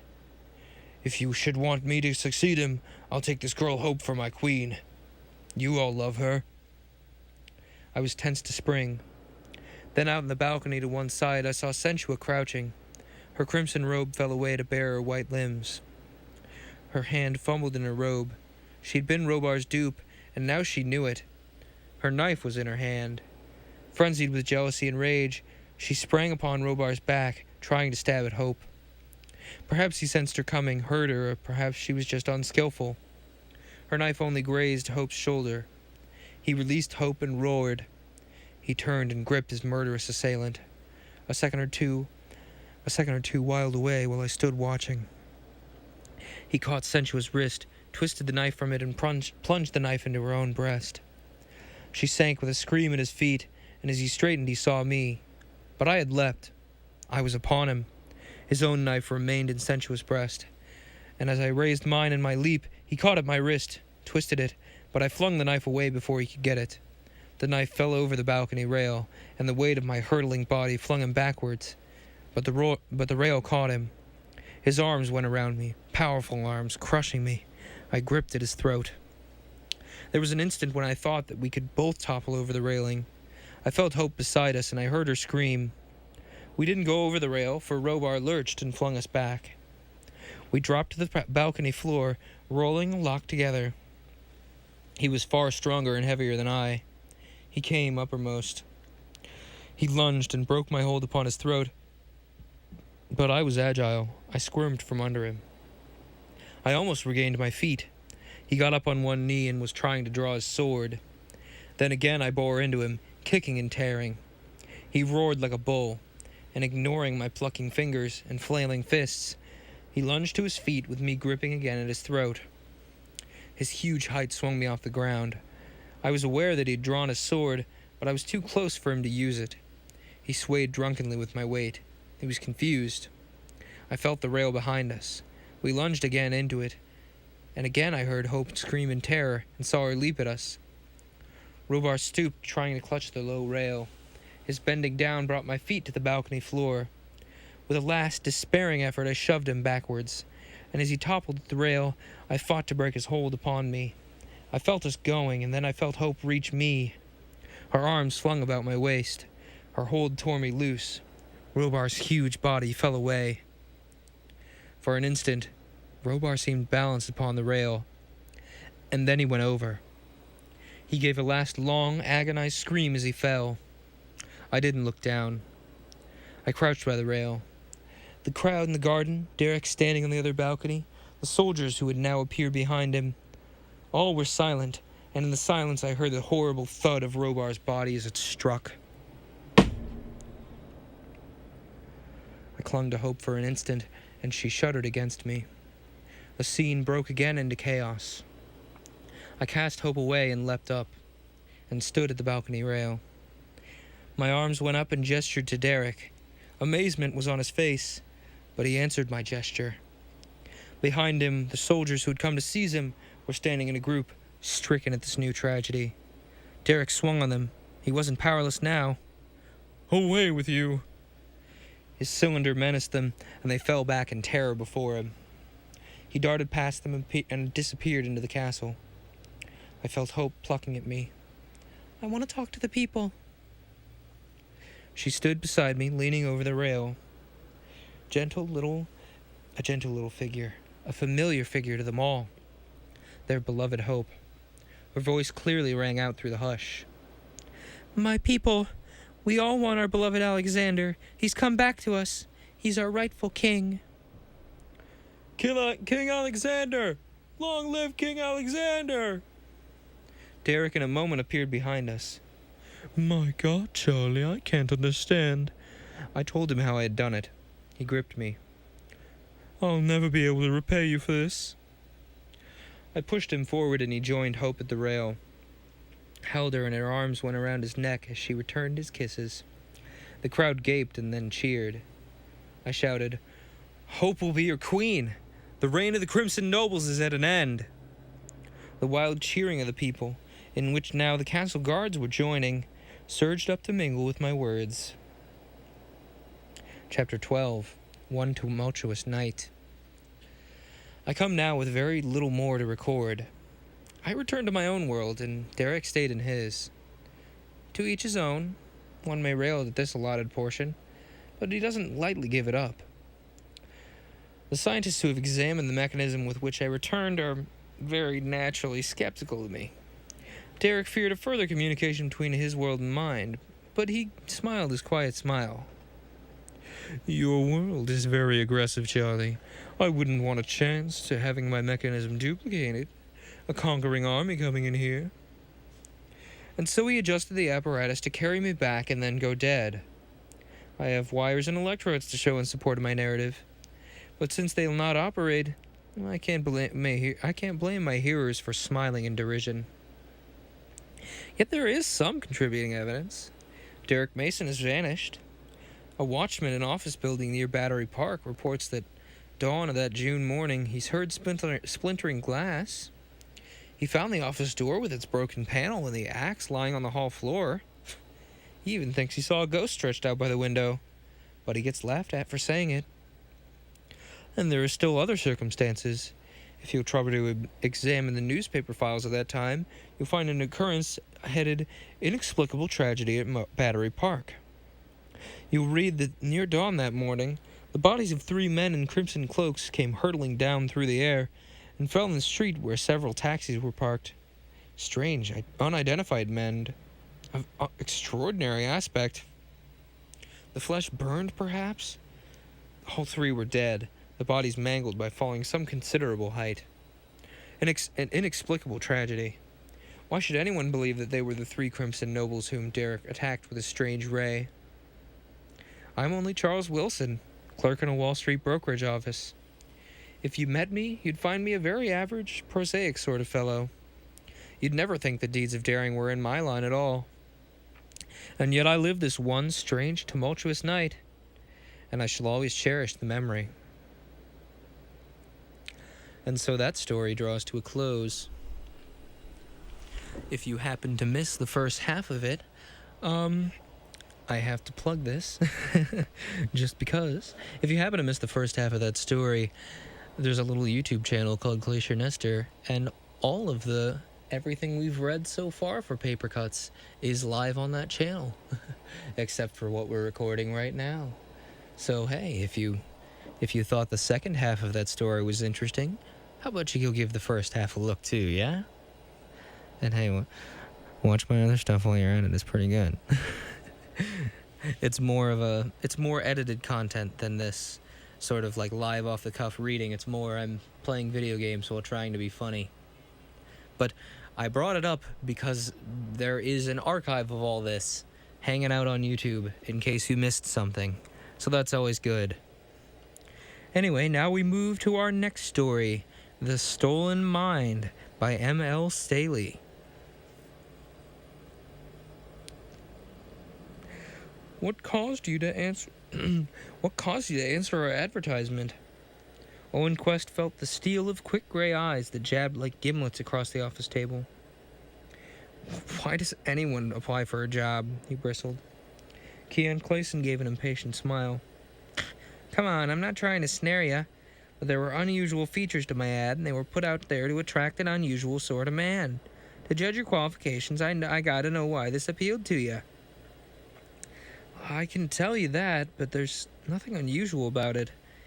In the first place, I knew that the Clayson Research Corporation is the leading concern of its kind in the country. In the second place, this seemed to offer a way to obtain a substantial amount of money pretty quickly. That's good. And you feel you have all the necessary qualifications? Decidedly. I'm 24 years old, I'm athletic, and of an earnest and determined nature.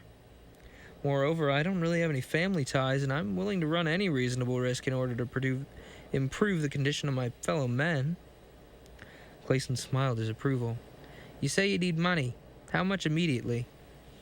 Quest was unprepared for the question. $1,000? He ventured. Without hesitation, Clayson counted out 10 $100 notes from his wallet and laid them on the table. There's your advance fee. You ready to go to work immediately, I hope?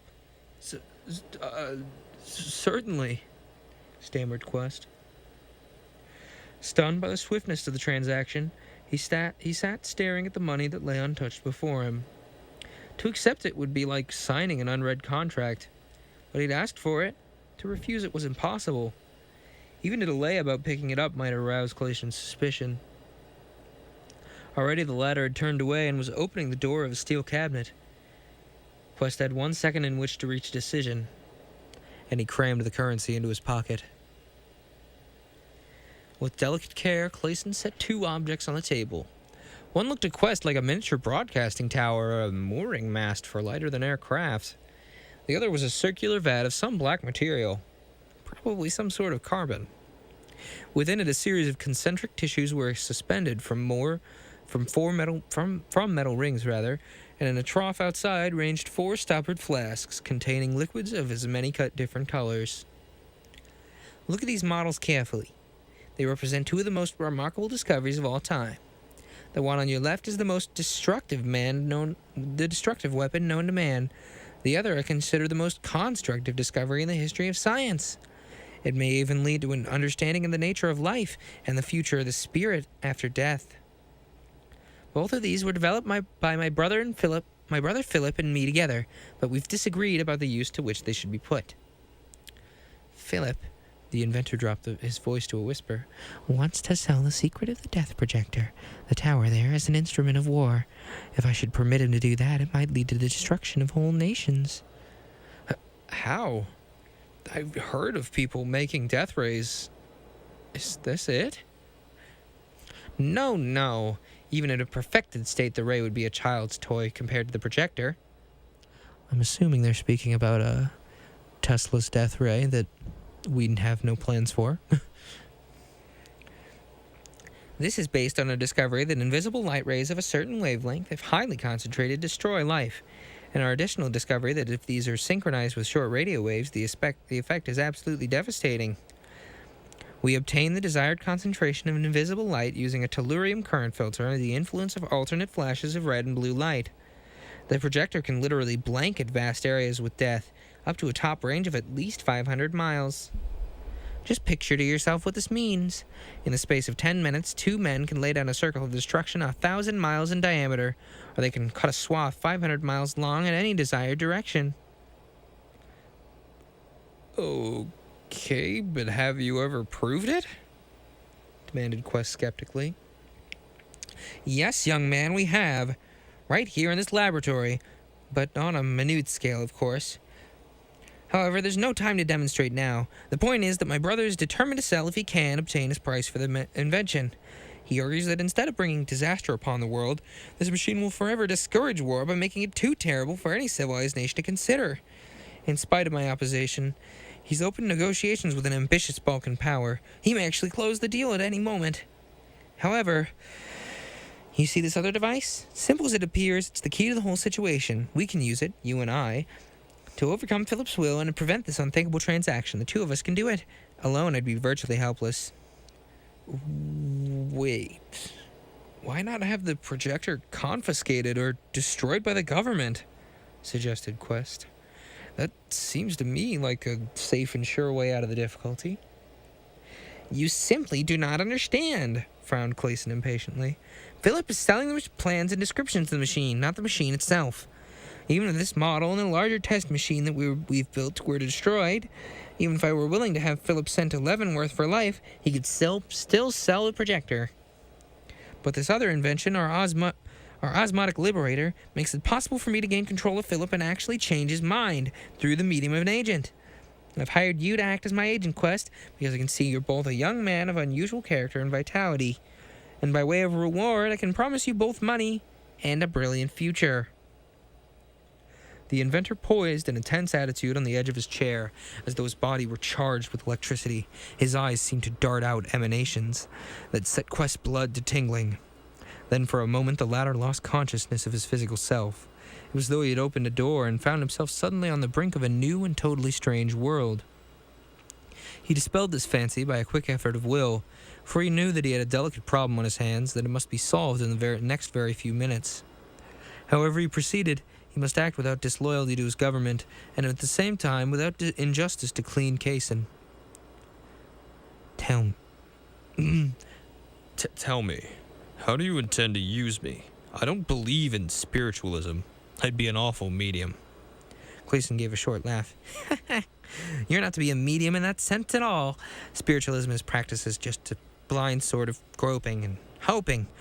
Osmotic liberation, on the other hand, is an exact and opposite physiochemical science. Here, I'll show you. Into the outer cell of the liberator, he emptied the purple vial, and so on to the innermost, which he filled with a golden green liquid, like old chartreuse. Isn't chartreuse red, though? Anyway. The separating membranes, you understand, are permeable by these complicated solutions. Each liquid has a different osmotic pressure and therefore should, under normal conditions, interchange with the others through the membranes until all pressures are equalized. I prevent such an interchange, however, by maintaining an anti-electrolysis, which stops the ionization which slows the ionization and thus builds up what might be called osmotic potential.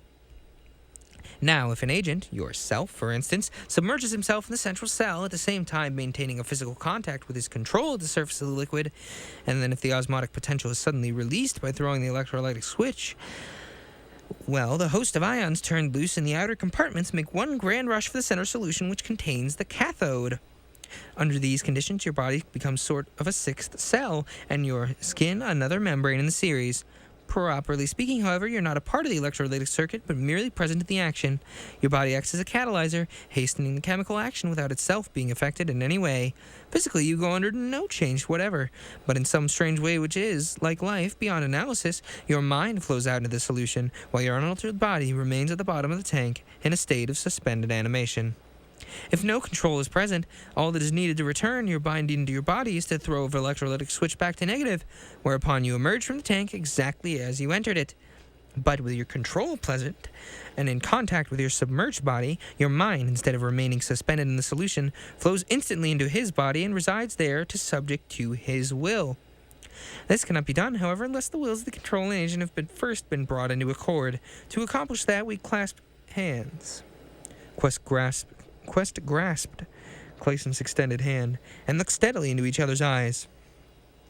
Now it's well known that the vibrations of an individual's will are as distinctive as the swirls of his fingerprints. What is not so well known is that the frequency of vibration in one person can be brought into accord with that in another. You consciously attract your will by concentrating your mind upon the thing which you know I wish to accomplish. Gradually, while we continue in this position, your vibrations speed up or slow down until they acquire exactly the same frequency as my own. We are then in accord, and when your mind is liberated in the tank, is in a state which admits absorption into my body, and it is subject to my will because you've purposely attuned it to my peculiar frequency. Immediately after the transfer, there's a brief conflict, due to the instinctive desire of your will to obtain the ascendancy. But of course, mine will gain the upper hand at once, since both wills will be in my frequency. Quest felt, rather than saw, a wall of alarm closing in on him. He tried to avert his eyes, to withdraw his hand from Clayson's grasp. With a nostalgic pang in the pit of his stomach, he suddenly realized that he couldn't do so. He'd gone too far, farther than any man in his position had a right to go. Having deliberately weakened his will, it seemed now to have deserted him entirely.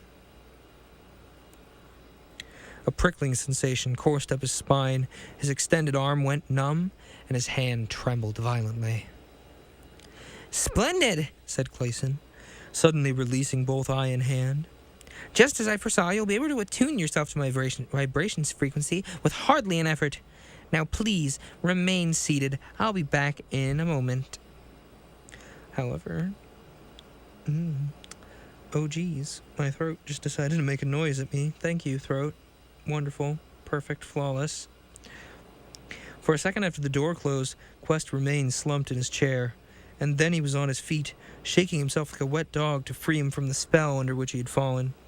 Something about that Clayson attracted, and at the same time repelled him, fraying his nerves like an irritant drug, and confusing his mind at the moment when he needed the full alertness of every faculty.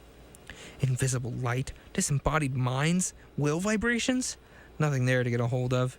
Were these things real or imaginary?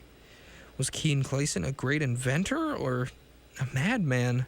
Would Philip prove to be a real or an imaginary scoundrel? Should he summon help or go on alone? Professional pride said, "Wait, don't be an alarmist." With his knuckles, Quest tapped the table, half expecting it to melt under his fingers. The feeling and sound of the contact gave him a familiar start. On the farther end of the table stood a letterbox, an invitation. From his pocket, Quest snatched a slip of paper and wrote 6/5, 9:45 a.m. Hired. If no report in 48 hours, clamp down hard. To address a stamped envelope and slip it within the outgoing mail was work of seconds, but he was none too quick. He just dropped back into a lounging attitude when the door burst open and Clayson flew into the room. "We must act instantly," hissed the inventor. "Philip plans to close the transaction within a day." In spite of himself, Quest jumped upright in his chair. Clayson tapped him on the shoulder reassuringly. "It's all right," he smiled. "I'm ready for him. We'll make our move this afternoon and beat him by 18 hours. Let's see. Oh, yes, I was about to explain to you that as soon as the will of the agent transfers into the body of his control... Excuse me, sorry. The latter can again transfer into the body of still another person. Now you understand why I advertised for a man of exceptional character? As my agent, I want you to enter the body of Philip, and your will must be strong enough to conquer his in the battle for mastery, which will begin the instant you intrude into his body. You'll still be under my control, but your will must be strong enough on its own merits to overcome his. I can direct you, but your strength must be your own. That's clear, isn't it?" I think so," said Quest slowly. "But what becomes of me after you've frustrated Philip's plot?" "Well, that's the easy part of the process," smiled Clayson. "But naturally, you'll feel some anxiety about it. I simply withdraw your will from Philip, return it to your own body, and pay you another reward of $10,000. You're sure you can?" "Perfectly. I merely have to touch Philip's hand to recapture your will. Then I immerse myself in the tank with a switch at plus. The osmotic action will extract both wills momentarily from my body. With the presence of two bodies and two wills in the solution together forces a balance, and each will seeks out and enters its own body. Then you and I climb out of the tank exactly as we are at this minute." If it weren't for my belief that anything's possible, I'd say your claims for this invention were ridiculous. "And you couldn't be blamed," admitted Clayson readily. "This toy of a model's hardly convincing, but come along with me and I'll show you how the actual Liberator works in action." The office rug concealed a trap door, which gave upon a spiral stair. Below, Clayson unlocked another door and led the way through a narrow and tremendously long passage, lighted at intervals by small electric bulbs. Presently, another door yielded to the inventor's deft touch and closed behind them with a portentous chug. Here, the darkness was so utter and intense that Quest imagined he could feel the weight of it on his shoulders. From the slope of the passageway and the muffled beat of the machinery that had come to his ears on the way along, he guessed that he was below ground in some chamber at the rear of the factory. He gave a low exclamation as Clayson switched on the top light. No wonder the darkness had seemed of almost supernatural quality. Who in the world is ringing my phone? I'm on the radio. Is it important? No, it's just an email. Thank you. Sorry. Oh, I forgot to put my phone back in my pocket so it wouldn't make vibrating noises. Where was I?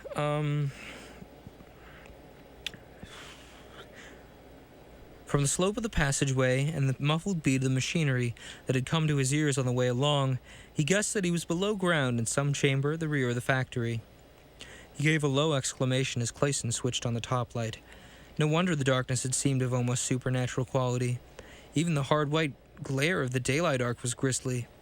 Its rays rebounded from the liquids of the great circular tank in a blinding dazzle of color, while the dull black walls and ceiling were so perfectly absorptive that beyond arm's length they became to all effects invisible.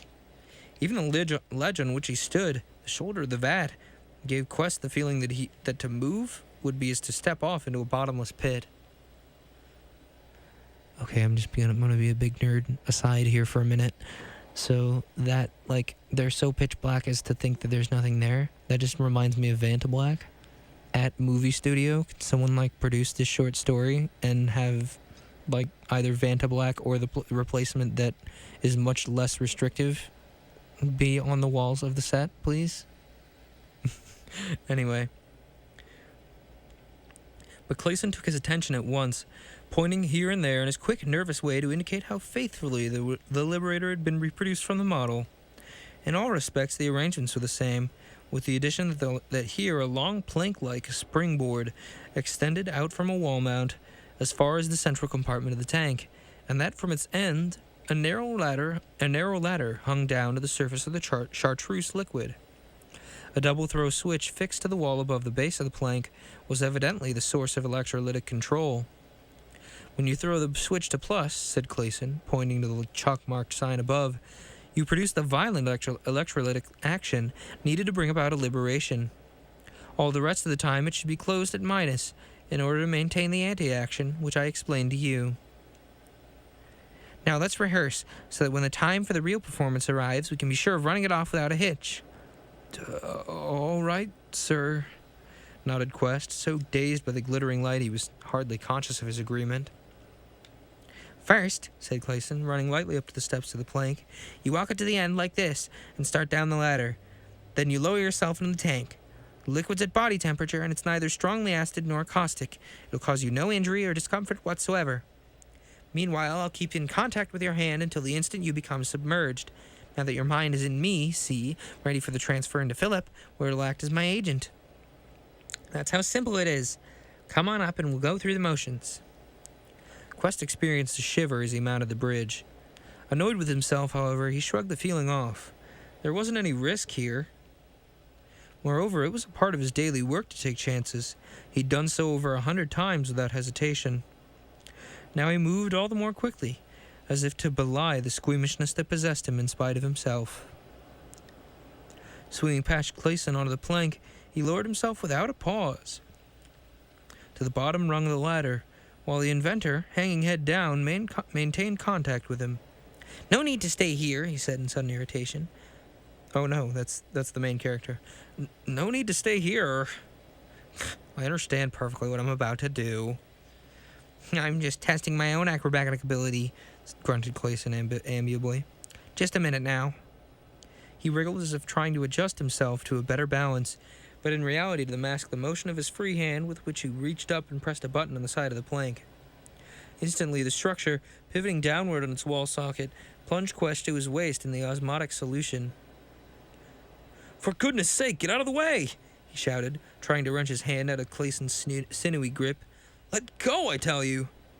But Clayson clung like a leech, his teeth gritted under the strain. Again, the plank lurched downward, and with a violent splash, Quest vanished below the surface. Quick as a cat, Clayson scrambled up the ladder and back to the base of the plank, where he erased and interchanged the chalk-marked signs with which he had misled Quest. Then, with a sinister twist of smile, he threw the switch to minus, and turned to watch as the plank slowly righted itself and the vacant ladder came clear of the liquid. For some time he stood staring at the gleaming colored rings of his disassociation vat, like some witch over a cauldron, his lips working, his hands clasping and unclasping, like the tentacles of some subsea monster. Then, as the spell had been suddenly broken, he turned on his heel and switched off the light. As he hastened down the passageway toward his office, the airlock sucked the door against its jamb with an ominous whistle. In a twinkling, as Quest's shackled spirit writhed in its new housing, he knew that he was in bondage to a scoundrel. Formless and voiceless, he still fought madly for the freedom which the instinct of 10,000 generations made necessary to him. At the same time, he was furious at himself for having been tricked like an innocent schoolboy. The plank socket, the button which had been tripped, the supporting spring, the fake rehearsal, the tuning of his will to that of Clayson. Step by step, this whole cunning scheme unfolded itself to him now. But what could be the purpose behind this villainy? Only one answer seemed possible. Keene must be the one bent on selling the death projector, Philip the one who wished to frustrate the fiendish transaction. A quest to the Secret Service. He was to be the tool to force the sale. With a soundless scream of rage, Quest's will hurled itself against Keene's. The two met like infuriated bulls, and for an instant too brief to be pictured as a lapse of time, they poised, immovable. But two wills cannot exist on equal terms in a single body, and in this case the vibration of both was that of Clayson. Quest had challenged the master will. He could do no more. It hurled him back, crushed him like a foam, compressed him to the proportions of an atom in the background of his consciousness. So brief and unequal was the conflict that in the next breath Clayson had all but forgotten the presence of the stolen will within him. When he was ready to use his agent, that would be time enough to summon him. Despite this suppression, Quest began to see dimly through strange eyes, and to hear vaguely with ears that were not his own. Feelers, tentacles, some intangible kind of conduits carried thought impulses to him from the master will. He received the impressions vividly, but those which he gave off in return were so weak due to the subjection of his will that Clayson was entirely unconscious of any response. Quest was not enough of a scientist to be astonished at the ability of a disembodied mind to experience sense impressions in the body of another. He was only glad that the darkness and silence were growing less. Very, very slowly he was awakening to a new kind of consciousness, the consciousness of another person's self. He hated and loathed that self, yet it was better than the awful blankness that had gone before.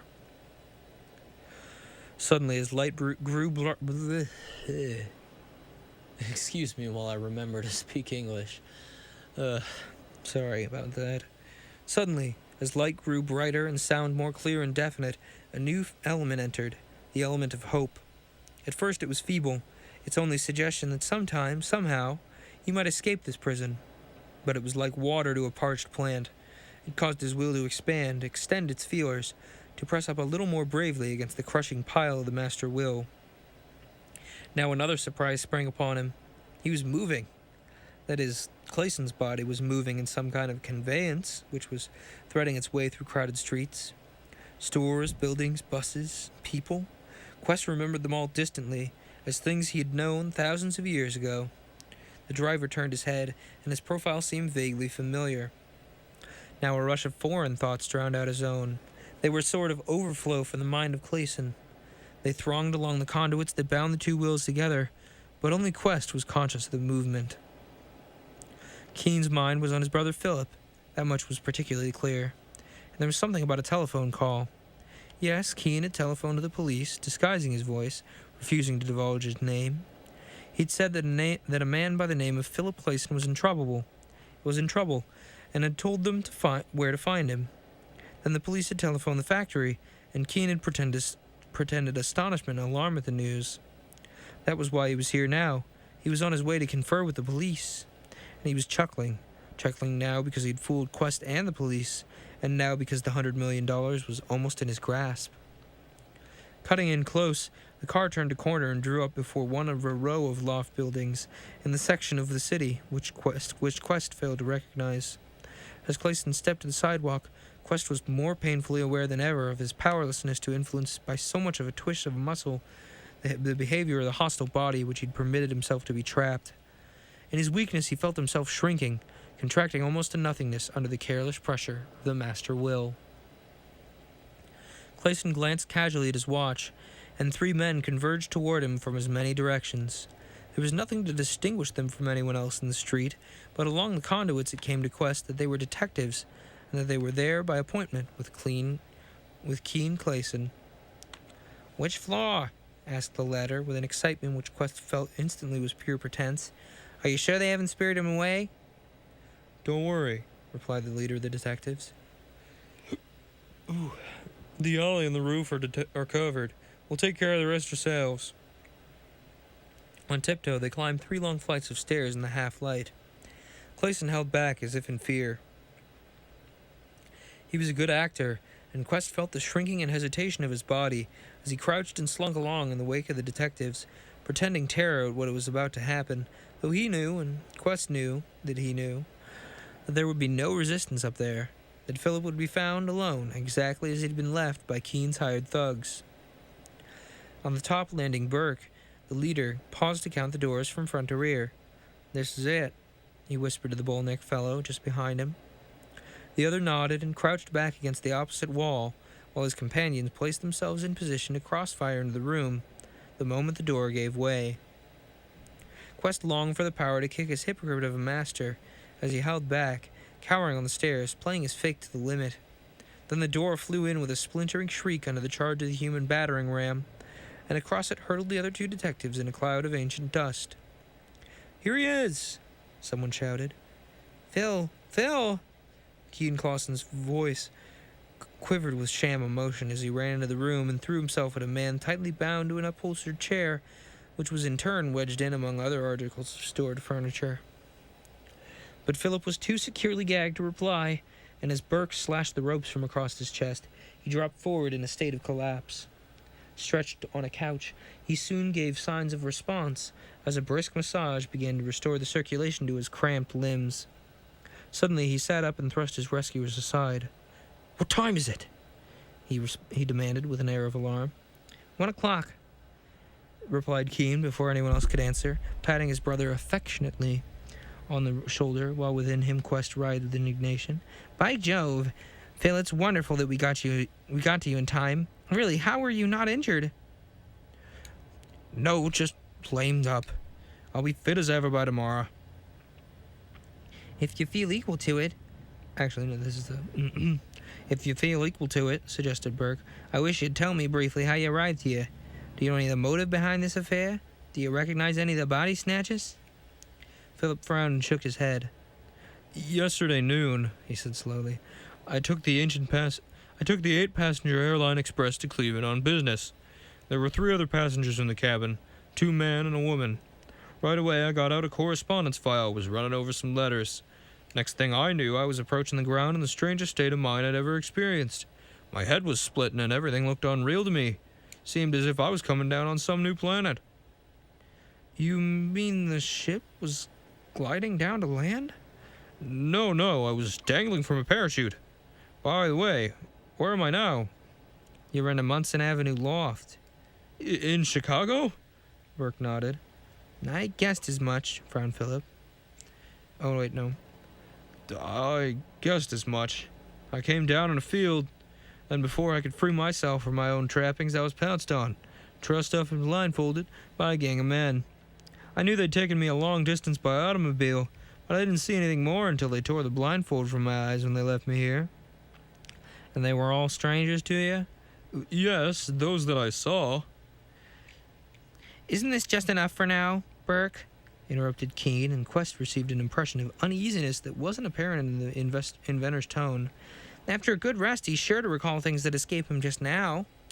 "Just 1 minute," nodded the detective, turning back to Philip. "Can you think of no plausible reason for this attack? Is there no one who might possibly benefit by putting you temporarily out of the way?" Philip gave a frightened start, then he was on his feet, clutching at his brother's arm. Keene, what's happened? I know. It's the projector." "Water!" roared Keene, and Quest felt the panic that coursed through him as he tried to drown out his brother. "Somebody bring water! He needs it!" At the same time, he snatched up Philip's hand in a grip of steel. Instantly, the latter's wild eyes became calm, the flush passed from his relaxing face, and he slumped down weakly on the couch. In that fleeting moment, Quest surged into the body of Philip and confronted his will with a fierce and triumphant ardor. For now, his will would have command of a body with which to fight his fiend of a control. With a sensation of contempt, he met Philip's resistance and buffeted him ruthlessly backward, crushed down and compressed his feebly struggling will. And as the true Philip yielded, Quest felt his own will expanding to normal, taking possession of the borrowed body with hungry greed, and flashing from its faded eyes the spark of youth. Burke stared in amazement at the kaleidoscopic rapidity of the changes in the rescued man's expression. Strange lights and shadows continued to flit across Philip's face as Quest's invasion of him proceeded, but with a diminishing frequency, which soon assured Keene that his agent was tightening his command. The younger of the Burke's aides stood fascinated, his mouth agape. The other spoke guardedly to his superior. "Don't, Pa." "No," replied Burke, shrugging himself out of his trance. "Shock." The actual duration of the conflict in Philip was something less than 3 seconds. It would have been more brief if Quest had exerted himself to the utmost.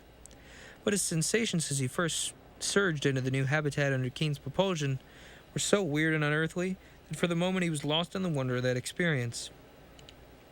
For that short time, therefore, Philip was able to fight back against the onrush of the invading will. In the next second, Quest became conscious of the resistance.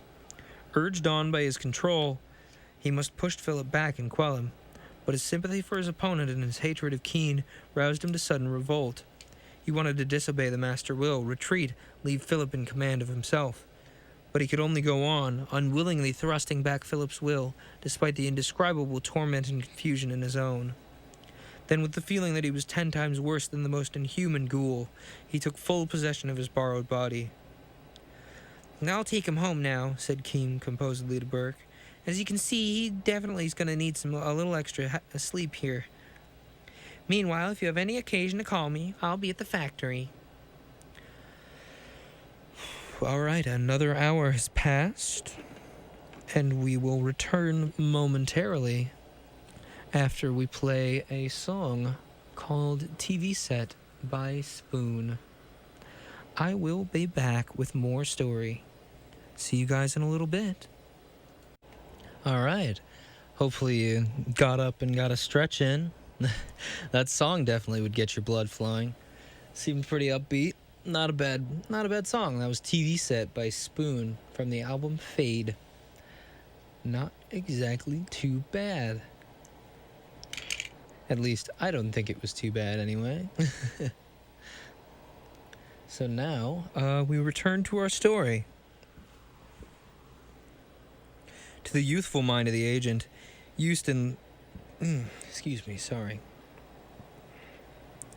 To the youthful mind of the agent, used to the lightness of an athletic physique, the body in which it moved down the stairs to the limousine seemed strangely heavy and awkward. "I'm badly done up, Keene," he said with Philip's lips as the car got underway. "Gah!" snorted Keene. "You've had a scare, that's all. Go to bed when you get home and sleep till 9 this evening. At 10, a man named Dr. Nukarin will call for you. He'll drive you to a garage, leave the car, and transfer out to another one a few blocks away. Out near Marbleton, you'll find an airplane staked in an open field. Nukarin is a capable pilot. He'll fly back southeast along the lakeshore to the meeting place. You should arrive about 12:30. The test is set for 1 o'clock. Quest listened in a state of abject rage. Lacking the power to resist his control, he could only boil away in Philip's body like a wild creature hemmed in by bars of steel. "Bring with you," continued Kane venomously, "the set of papers that you took from the safe in my office. Hold the other set in readiness to deliver to Nukarin tomorrow, after you study the results of the test and has notified Paris to release $100 million in cash for delivery at your Loop office at 3 p.m. The murderous greed of the man maddened Quest. He tried to revolt, his will squirming like a physical thing, threshing the ether like a wounded shark in the sea. For a moment he felt that he was about to burst the bonds that his demon of control had woven around him. So violently did he resist, that the immured and spore-like will of Philip forged up fitfully out of the blackness and joined him in his helpless struggle. But along the attenuated conduits that still chained Quest to the master will, Keene caught the impulse of mutiny, and his eyes darted flame as he countered with a will shock that paralyzed his unruly agent. "Listen, you whimpering dog! Think as I tell you and nothing more. You're going to apologize to Dr. Nukarin for your previous unwillingness to sell the projector. You're going to tell him that I'm at fault, I held out, but you found a way to force my compliance. Do you understand?" Quest could find no words. With Philip's head, he nodded meekly. Just then, the car stopped and the chauffeur threw open the door. Dr. Nukarin flew high, despite the masses of cumulus clouds which frequently reduced visibility to zero. He merely had to follow the rim of the lake to his destination, and an occasional glimpse of the water was sufficient enough to hold him on course. In the back seat hunched Philip, his body crumbling under the weight of Quest's despair. For hours the latter had gone on vaguely, hoping somehow to thwart this horrible transaction that was rushing the world to its doom, thinking he might grow strong enough to wrench himself free and so liberate Philip from the dominance of his conscienceless brother. Even though such a move should leave his own will forever separate from his body, he was ready and anxious to make the sacrifice. Suddenly, the crash of the motor ceased, and Nukarin banked up the ship in a spiral glide.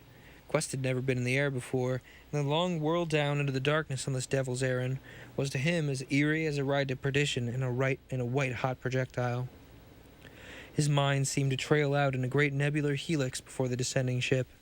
He felt that he had suddenly crossed some cosmic meridian into a new plane of existence, where he changed into a gas, but was continued capable of thought. Yet even here his obsession remained the same. Keene Clayson, trickster, traitor, arch-criminal, must be destroyed. "I'll get him," vowed Quest in words that were no less real for being soundless. "I'll trail him to the end of space and bring him to account." Then wheels touched earth, and the cold, bare facts of his destiny rushed in on him with redoubled force. He felt the nearness of his control seconds before he perceived him through the eyes of Philip. With a sensation like a stab, he realized now he must speak, play his part, be any bloodless hypocrite that Clean Cason chose to make him. The silent order surged down his conduits promptly enough, and he responded as an automaton obeys the pressure of a button. "Well, Doctor," chuckled Philip with a cunning leer, "here's the magic tower just as I promised you. We'll run it up in a jiffy. This test's going to be so vivid and conclusive that not even a hard-headed skeptic like you can raise a question." You misunderstand me. So far as I'm concerned, this procedure is only a formality, but it's nonetheless necessary. Suppose that I should spend 100 million of my government's money, and the purchase prove worthless. You may guess my father would cost me rather dearly. Clean Cason was waiting on the platform of a giant truck, the motor of which was idling. All the apparatus was in readiness, except that the 3 demountable sections of the tower had yet to be run up into position. "One of the beauties of DP," said Philip gleefully to the doctor, while Keene smiled slyly to himself, "is that this pint-sized dynamo provides all the current needed for the test. We pick up the power for our radio right out of the air by the means of a wave trap and a mensurator invented by this bright little brother of mine." And he clapped Keene patronizingly on the back. Yes, Dr. Newcarine," ventured Keene timidly, and at that moment Quest experienced the raging red hatred that causes men to murder. "Philip has promised me that you will employ this device only as the threat to hold back the ambitions of larger powers in check." Oh, yes, of course, replied the doctor heartily. But now let's have the test. Even at night, I'm not too fond of these open-air performances. The height of the tower as they ran the upper sections into place was 40 feet. When all connections had been inspected, first by Keene, then by Philip, the former led Newcarine aloft. As the climax of his plot approached... As the climax of his plot approached, Keene's excitement bordered on a cataleptic state, hints of which came confusedly through the conduits to Quest. With a peculiar satisfaction, he felt that Keene was suffering. The inventor's jaws became rigid, as though his blood had changed to liquid air and frozen him, and he had difficulty in controlling the movements of his arms. Now he was afraid, genuinely afraid this time. Quest caught the impulse too clearly to doubt his meeting. This was no sham. Keene was clearly doubting his own machine, fearing that in the crisis, some element in the finely calculated mechanism might fail to operate, thus cheating him of the blood money on which his heart was set. Then he was speaking, and even Newcarine noticed the tremors in his voice. "These 9 tubes, which look like a row of gun barrels, are molded from a silicon paste. Each shoots a beam of invisible light and a radio dart of precisely the same wavelength. The destructive effect depends on chiefly this exactness of synchronization. A question occurs to me. A question occurs to me. Will others be able to manipulate the machine successfully as you can? It's foolproof. It's foolproof. Absolutely foolproof. Surely you have scientists in your country who can follow written directions. Nothing more is necessary." Very well. I only want to make sure that no unforeseen difficulties may arise in an emergency. "See this range header? The thread on the vertical shaft enables us to not only limit the range by angling the beams into the ground, but it can also be disengaged and the projector revolved in a flat circle for maximum ranges. And there's no danger of the machine going wrong. And there's no danger of the machine going wrong, of destroying itself and us?" suggested Newcarine. "None whatsoever, Doctor. There's no explosive force and no great electrical voltage involved. As long as we stand back of the muzzles, we have nothing to fear. Now look, I've set the micrometer at 300 yards, which would just about cover the stretch between ourselves and the lake. I'll cut a swath for you, and every bush, blade of grass, insect in this swath will be withered to ash in the twinkling of an eye. The destruction will be absolute."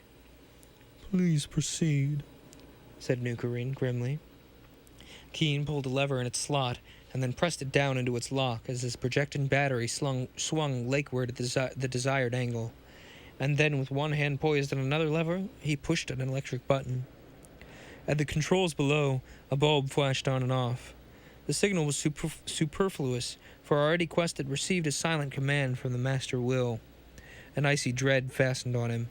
He must obey the unspoken command. He had no will of his own with which to resist. The test would be a success. The projector would be sold. The world would be turned into shambles.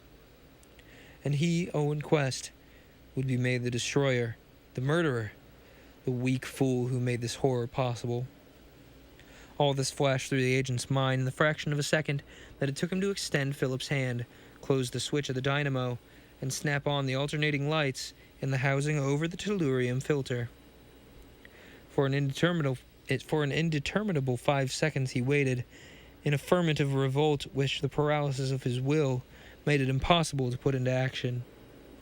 Then again the command pulsed within him, the signal bulb flashed, and he reversed his motion of the moment before. Cold sweat cascaded down Philip's face as Quest felt the ladder vibrating under descending feet. He longed for the power to hurl Keen Place into the ground and turn the projector upon him. But with an awful irony, the master will forced him to his feet, and to speak in a tone that withered the manhood within him. "Come, and I will show you... Come, said Philip in a triumphant tone to Nukarine, and I'll show you that Clayson inventions perform as well as they sound." Flashlight in hand, he started toward the lake with Nukarine and his brother close behind him. 20 paces, and the long meadow grass suddenly vanished from beneath their feet. "See that?" whispered Philip excitedly, waving the light from side to side to show the 40-foot swath stretched away before them. "Not a trace of life left, not a blade of grass, nothing but dust." The only response was a gurgling sound that issued from Nukarine's throat. "Look!" Quest formed the word with Philip's lips under the urge of the master will. "Here was a tall bush. What do you see now? Just a teaspoonful of ash. When you examine the remains by daylight, you'll find that even the root has been disintegrated to a depth of 2 feet. Enough of this, croaked Nukarine in horror. "The deal is closed." His face was convulsed with fear. Without another word, he whirled about and fled toward his airplane. Philip gave a start as if to follow. "Halt, you slob!" growled Keen, whose composure had returned with the successful outcome of the test. "I have use for your company, even though you're as great a coward as our Slavic friend." Coward? The epithet stung Quest like a flaming goad. One of the fine, intangible lines that bound him under the will of Keeson Klain severed, and his own will exploded into action like a thunderbolt. With startling agility, he whipped Philip about, the flashlight clubbed in his hand. But Keen was quicker still. A clip on the wrist sent the weapon flying. And then Philip reeled backward from a kick in the stomach, and his clutching hands beat the air as he sank unconscious in the dust.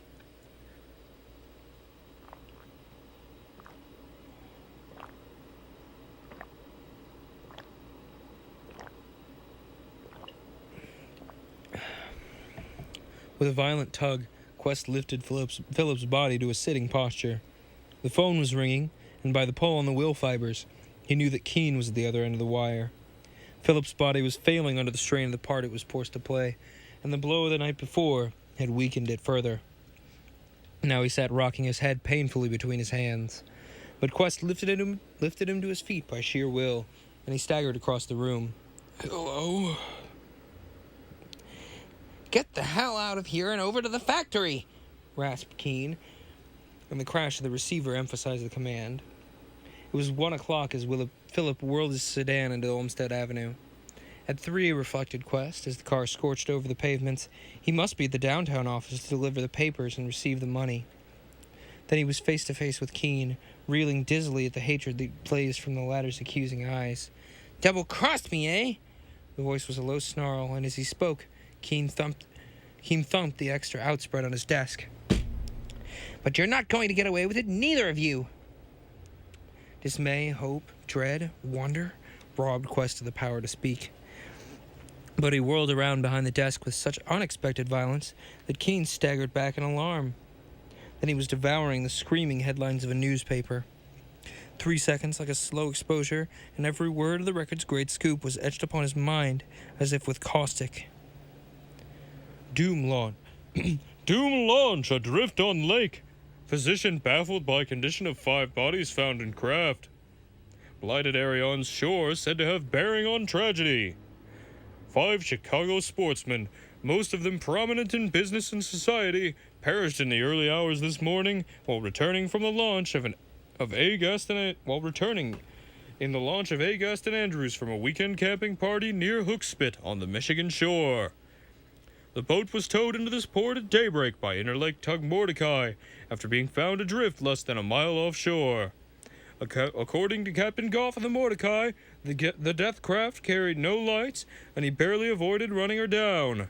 The weather along the Indiana shore was perfect throughout that night, and there's nothing to indicate that the launch was in any trouble at any time.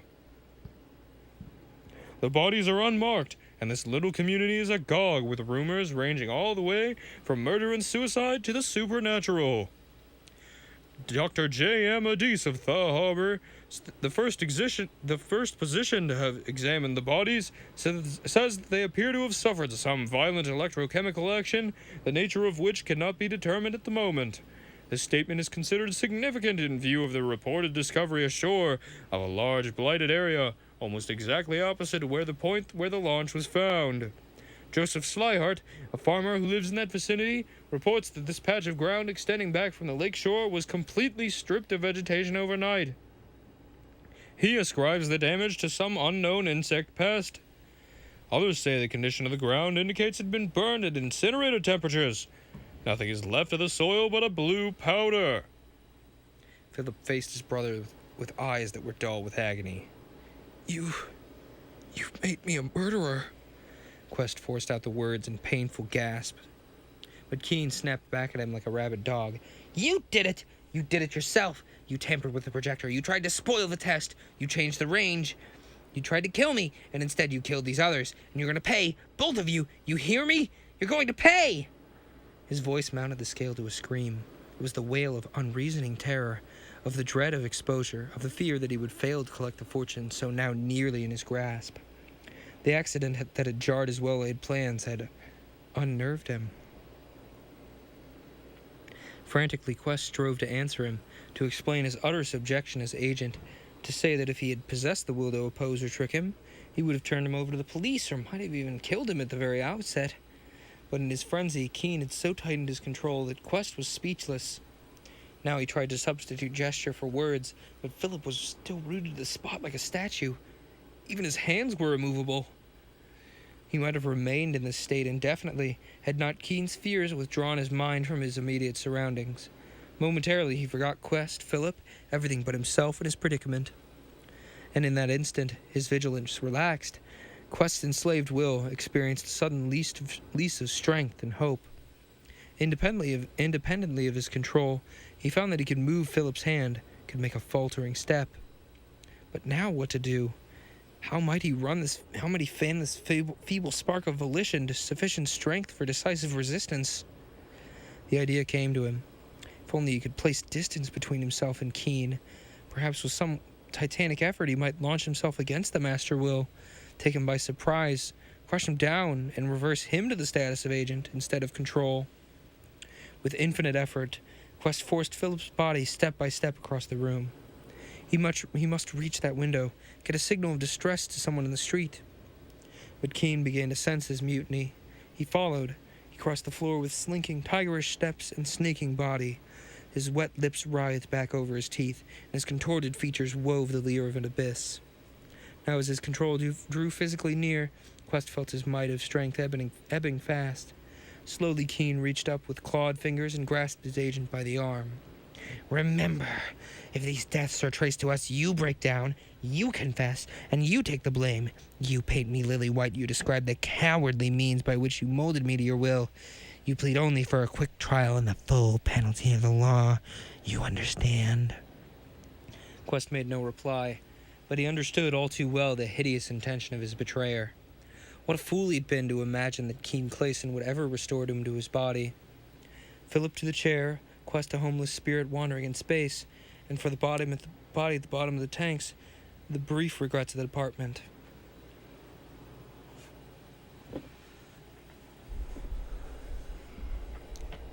A sudden rushing sound filled the air with a sense of action and alarm. 2, 3, no, 4 speeding automobiles swung in recklessly to the curb and shrieked to a standstill under smoking brakes. Men leaped out and deployed on the run to surround the factory. Keen darted to the door and twisted the key. "Come on," he spat at Philip as he snatched back the rug and threw open the trapdoor. The command galvanized Quest to action. In 2 bounds, he had Philip on the stairs. A heavy impact rattled the office door just as he dropped the trap into place over his head. Then, infected with Keen's panic, he was running down the passageway like mad.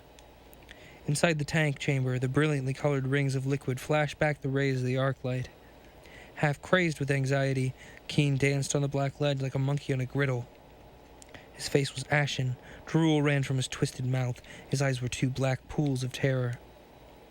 Again, Quest experienced the peculiar sensation, which came with the slackening of control. New hope sprang up in his agonized being as heavy blows bloomed against the back airlock door.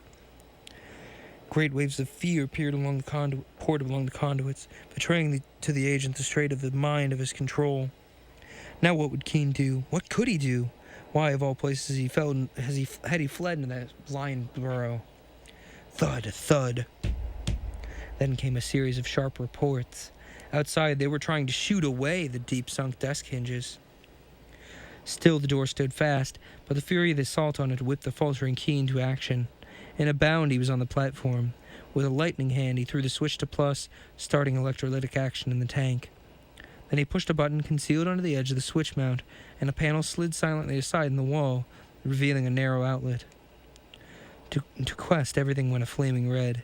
He might have known that this fox would have something in reserve, a way of escape when danger threatened. But his control gave him no time for independent thought. He forced Quest to turn Philip's eyes up to his own. Without disconnecting that grip of his glittering eyes, Keen leaped back to the ledge.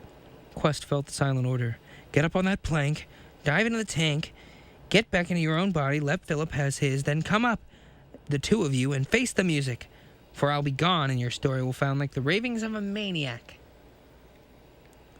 Quest took an obedient step toward the platform, but at the same instant a tremendous crash shivered at the door. It seemed to unnerve Keen Clayson. With a gasp, he sank down upon the steps, his body doubled in pain and his hand clutching at his heart. Another crash followed, and he shuddered and cried out. Instantly, Quest felt an expansion of the will. Keen's sudden physical weakness had loosened his control. Philip's lips worked painfully as Quest forced him to pause, to disobey the command of the master will. In a spasm of will, he fought to wrench himself free from the countless clinging tentacles of his control. In great surges, Quest's reviving volition pounded against the walls of his borrowed body. Now he sought to force the sluggish body back to the wall, so that he might release the airlock and spring the door. But Philip seemed to ossify, every cord and muscle of his body frozen to stone by the conflict that raged within him. Braced against the wall, Keen was rising slowly to his feet. His seizure was easing, and so he was able to exert a better pressure upon his agent. "Come, lift me quick," he gasped, realizing he lacked the strength to escape alone, and this must therefore change his plan. "Carry me out. Slide the panel back into place. We'll escape together." The spoken command turned the balance against Quest. His will once again yielded to the master. At the same instant, Philip's body relaxed like an object relieved of a great excess of electrical potential. Suddenly strong and supple, he lifted the trembling Keen and tossed him across his shoulder. For a moment, there had been a lull in the assault on the door. Now the battering resumed with a fury that jarred the whole chamber and sent ripples dancing along the varicolored liquids in the osmotic tank. "Quick, move, I say. Carry me out." But he was in a fainting condition. Crash after crash rocked the chamber, and with every blow, Quest's will felt a stimulation that enabled him to stand off the commands of his control. Then a wave of nausea swept over him and left him reeling. It seemed that Philip's blood had turned to boiling oil. A dazzling mist swallowed him up, and with a weird sense of inflation, he felt full strength returning to his will. A booming blow that bulged the door inward acted upon him like a stage player's cue. He leaped to the platform. The gurgling sound of remonstrance rattled from Keen's throat, but Quest paid no heed. Philip was walking the plank, away from the open panel, and out over the tank. Rapidly he dropped down the ladder to the bottom rung, snatched Keen's wrist in a gorilla-like grip, and hurled him into the vat. Then Philip was clinging desperately to the ladder, his strength gone, his body shivering as if with ague. "Go on up," said a strange, impatient voice from below him. "For heaven's sake, let me out of here." A downward glance, and with a shout of alarm, Philip was scrambling up the ladder, for there was a head down there, and a pair of naked shoulders, and the face of a man he'd never seen before. Hand over hand, Quest followed. Philip had collapsed and lay prone on the plank. Quest lifted him to his feet and shook him anxiously. Philip, can you walk?" The tattoo on the battered door helped to revive the older man. "Quick, there's barely an hour left. Get to your office. Burn the papers. Refuse the money, do you hear me?" Philip nodded dazedly. "Hurry," puffed Quest, thrusting him through the opening that Keene had reserved for his own escape, and slid the panel back in his place. Quest was himself now, young, strong, and free. Instantly, he threw the electrolytic switch to minus. For Keene had failed to emerge from the tank, and since he was submerged alone, he couldn't escape until electrolysis was halted. Just as Quest leaped from the platform to release the airlock, the door burst in, and 3 men with drawn guns rushed into the chamber. The leader stopped with a startled oath and stood blinking his unbelieving eyes. Quest was poised like a statue, his naked body gleaming and unearthly white against the lusterless black of the wall. "Quest!" came from the 3 in chorus, then a rush of questions. "What's the matter? What's happened to you? Where are the Claysons?" Quest turned toward the platform, expecting to see Keene. "Something's wrong. Quick, somebody get Philip. He's gone to his loop office. Clean casings at the bottom of this tank. I'm not sure how this thing works, but Philip can get him out of it. I'm sure of it." Despite the confident predictions of both Quest and Philip Clayson, osmotic association failed to restore Keene to life, and at last the coroner ordered the removal of the body. The autopsy revealed heart disease as the cause of his death. For reasons best understood at Washington, the cause of the 5 launch deaths was withheld from the public. Quest's punishment for his part in the crime consisted of promotion and a warm personal letter from the President of the United States. That's quite the punishment, huh? Now we move on to our next story, which is probably going to be the last story of the day, titled Compensation by C.V. Tench. "Why, John!" Involuntarily, I halted at the entrance to my snug bachelor quarters. As the flood of light my turning of the switch produced revealed a huddled figure slumped in an easy chair. "Aye, sir, 'tis me." The man got to his feet, gnarled hands rubbing at his eyes. "And all day's been waiting for you, sir. The caretaker said you'd be back soon, so she let me in. I must have fell asleep, and no wonder, with this strain and no sleep and rested all night." "Strain? No rest?" I stared my bewilderment, trying at the same time to conceal the vague apprehensions occasioned by the fact that the trusted servitor of my friend, Professor Roxton, should wait all day for me. Hastily shuttering my outer things, I bade him again be seated, sat down facing him, and asked him to explain. "Is the professor, sir? It's common enough for him to send me here on messages, sir, but today I've come on my own because, sir, I haven't seen sight of him since last night."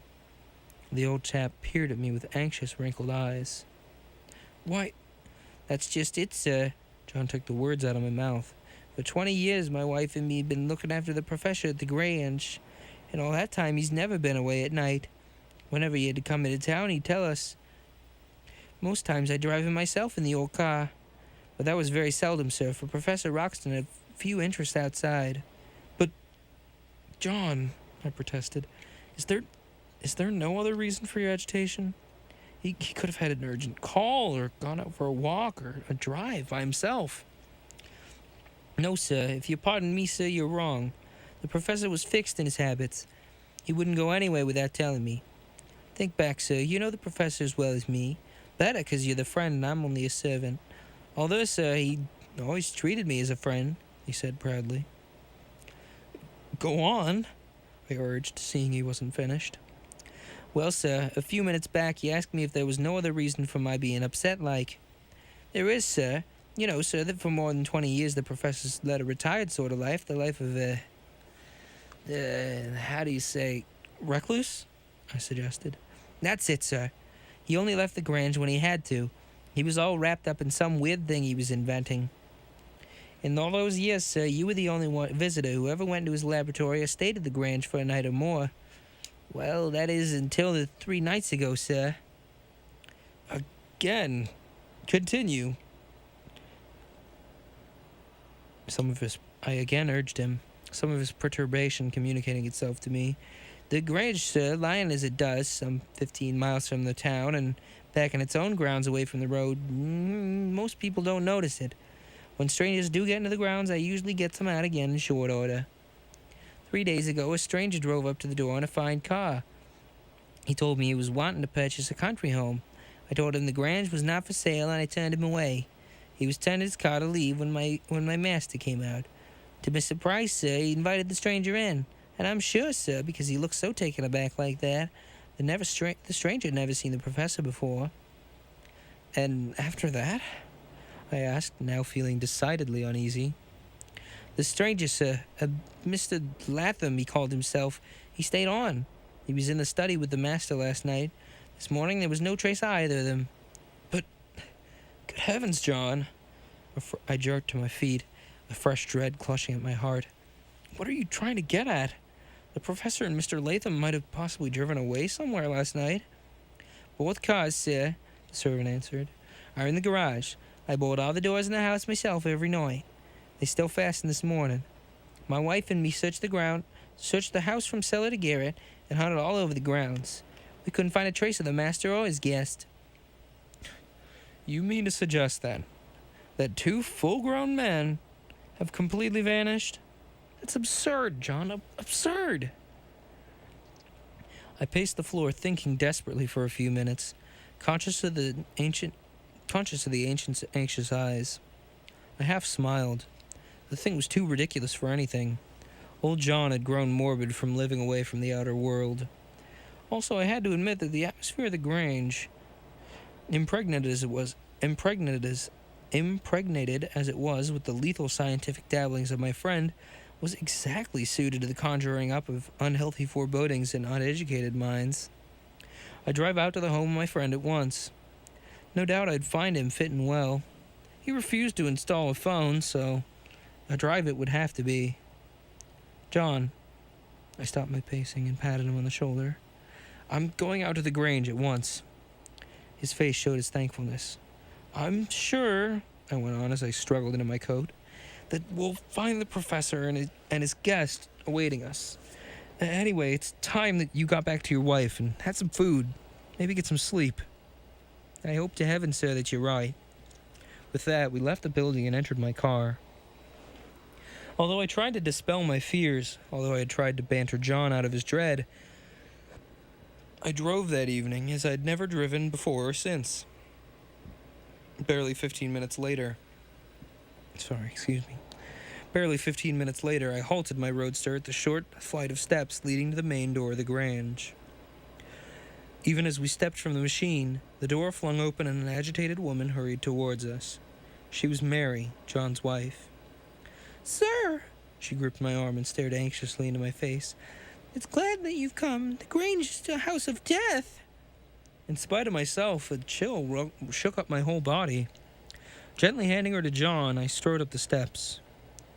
Up at the open doorway, I halted, the aged couple crowding on my heels, the woman still babbling about death. I couldn't blame her. All day she'd been alone in that gloomy, rambling old building, wondering, no doubt, why John and I hadn't returned sooner. And gloomy the house was. Always, even when you were staying there at the professor's request, I found it to be somber and depressing, as if there lurked within its walls the shadowy wings of a years-old tragedy that caused my friend to retire to such a godforsaken place, and there became absorbed in his scientific experiments. Even now, as I gazed into the dimly lit hallway, the air seemed charged with that same malignant something that I just can't describe. Pulling myself together, I strode quickly along the corridor and flung open the study door. The lights being full on, one glance sufficed to show me my friend wasn't there. Swinging on my heel, the horror I saw in the eyes of the servants, honest, healthy folks, not easily frightened, conveyed itself to me. Somehow, the sight of that room, lights on, chairs drawn up to the burnout fire, brought home to me the fact that something serious was amiss. I chided myself for thinking John had been unduly agitated. For a moment I stood, trying to conceal the chill coursing through my veins, puzzling what to do next. I decided to search the house thoroughly. If I found no sign of the professor or his guest, I would call in the police. Fearfully yet willingly, the aged couple led me from room to room, from attic to basement, until but one place remained, the laboratory. I hesitated for several seconds at the closed door of my friend's workroom. Not that I'd never entered the, to a layman's eyes, weirdly appointed place. I'd been in many times with the professor. But this time, something told me that I really should be dreading what I might find. Pulling myself together, I gently tried the door, and to my horror, it yielded to my touch. Alive, the professor always kept it locked. A new dread assailed me as, flinging the door wide open, I blinked in the sudden glare of powerful globes. Someone had left the lights full on, too. Horrified, I stood and stared, knowing that by their heavy breathing, the aged couple were also staring with fright-widened eyes. Afraid of what? I didn't know. I only knew that the atmosphere had become even more sinister. I knew that something dreadful had taken place in that room. Trembling with consternation, I forced myself to take a few steps forward, then I again stared about me. At one end of the large room, something shone brightly in the glow of the lights. Slowly, I walked across to examine it. It appeared to be a glass case, almost like a showcase, about 8 feet square and 7 feet in height. With the mechanical actions of the mentally distraught, I walked all around it. Not the slightest sign of an entrance that I could see. The fact intrigued me. I tapped lightly on the highly polished surface with my fingers, and it rang to my touch like cut glass. Through the transparent surface, I could see John and his wife. They were watching me furtively, wondering, no doubt, why I was lingering. As I looked at them, John suddenly lumbered up to the case on the opposite side, and dropping to his knees, he stared. Turning an imploring gaze to me, he pointed, and his lips moved soundlessly. I followed the pointing finger with my eyes and gasped at what I saw. Near the center of the cage, on the floor constructed the same crystalline substance, something glittered, its brilliance almost dazzling as the light rays struck it. My face pressed close to the cold outer surface of the structure, my shocked intelligence gradually realizing what the small, sparkling object was. It was a magnificent diamond. And the professor had always worn a diamond ring. In a sudden frenzy of horror, I pawed my way around the cage to where John still knelt. As I reached him, he jerked his head in a numb way, croaking, "It's a diamond, sir. The professor's." "But how? How could it be? There's no way into this thing." Perhaps he was working here and the stone came loose from its setting? He couldn't have dropped it after the cage was completed. There's no entrance. "It's his diamond, sir. I know it is." Then a sudden, unreasoning terror filled me. I shrank away from the shining box. It seemed to be mocking me, gloatingly, malevolently. "Quickly! I threw at the aged couple. "Let us get out of here, now, at once! We need to run!" They needed no second urging. I knew that they felt as I felt. The laboratory was a sepulchre. Sepulchre is probably a burial thing. Yes, sepulchre. A small room or monument, cut and rocked or built of stone, in which a dead person is laid or buried. 5 minutes later, I was guiding my car over the narrow road to town. I didn't pause until I drew up at police headquarters. I suppose my appearance was distraught, for I was ushered into the presence of the chief without delay. In a few moments, I had poured out my story. He listened with a polite calmness I found almost maddening. Leaning back in his chair, he reviewed, audibly, the facts. Some 20-odd years ago, your friend, Professor Roxton, married. He was so absorbed in the pursuit of some weird invention that he neglected his bride. She ran away with another man. This man deserted her and disappeared. The professor found her many months later in desperate health. Shortly afterwards, she died. Your friend tried to tail the man, but failed.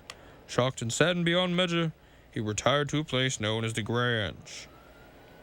He suddenly straightened up in his seat and pointed at me with a thick forefinger. How long have you known Professor Roxton? About 10 years. What was he trying to invent? I don't know. And yet you had confidence? You had his confidence in other matters? What does this have to do with finding out what's become of my friend? Well, perhaps every moment counts. The chief eyed me in a way I didn't like. Solely because your friend has not been seen by his servants for nearly 24 hours, merely because what you believe to be his diamond in some kind of glass compartment is in his laboratory, you come here as distraught as a man who's seen something terrible on his mind. Why? I can't say. I shifted uneasily under the direct stare. Somehow I feel that something dreadful has happened to my friend. We do not go by feelings. The chief got to his feet. But you have told me enough to warrant action. I want you to guide me and a couple of men to this house. Please wait here until I return. He left the room. Sitting there awaiting his return, I tried to ponder the matter reasonably. After all, perhaps the chief was right. Merely because the professor had been absent for a few hours and I had seen what I thought to be his diamond in the laboratory, I worked myself into a perfect fever of anxiety. I almost smiled to myself. In the business-like office, the whole affair did seem rather absurd. After all, the professor didn't have to answer to his servants for his actions. Heavy footsteps, announcing the chief's return, caused me to rise to my feet, and a few moments later, in company with 3 officers, I was driving, once again, toward the Grange. We made the return journey in almost complete silence. Occasionally, the chief would shoot a question at me, but the night air cooling my fevered brain, my replies were guarded. He must have realized that fact, for I felt his eyes upon me the whole way. What was going on behind that broad forehead? I wondered. Then we reached the Grange. As we mounted the steps, John, his wife herding behind him, flung wide the door. He answered the question in my eyes with a negative shake of his head and the words, Nothing fresh, sir. "Oh no, that's John. Nothing fresh, sir." The chief eyed him keenly, then curtly bade him lead the way back to the laboratory. John hung back, his face blanched. "I can't, sir," he faltered.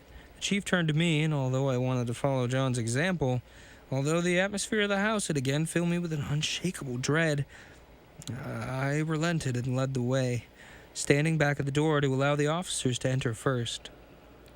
With a calculating gaze, the chief slowly took in every detail of the stone apartment, and he turned to me. What is there to be afraid of?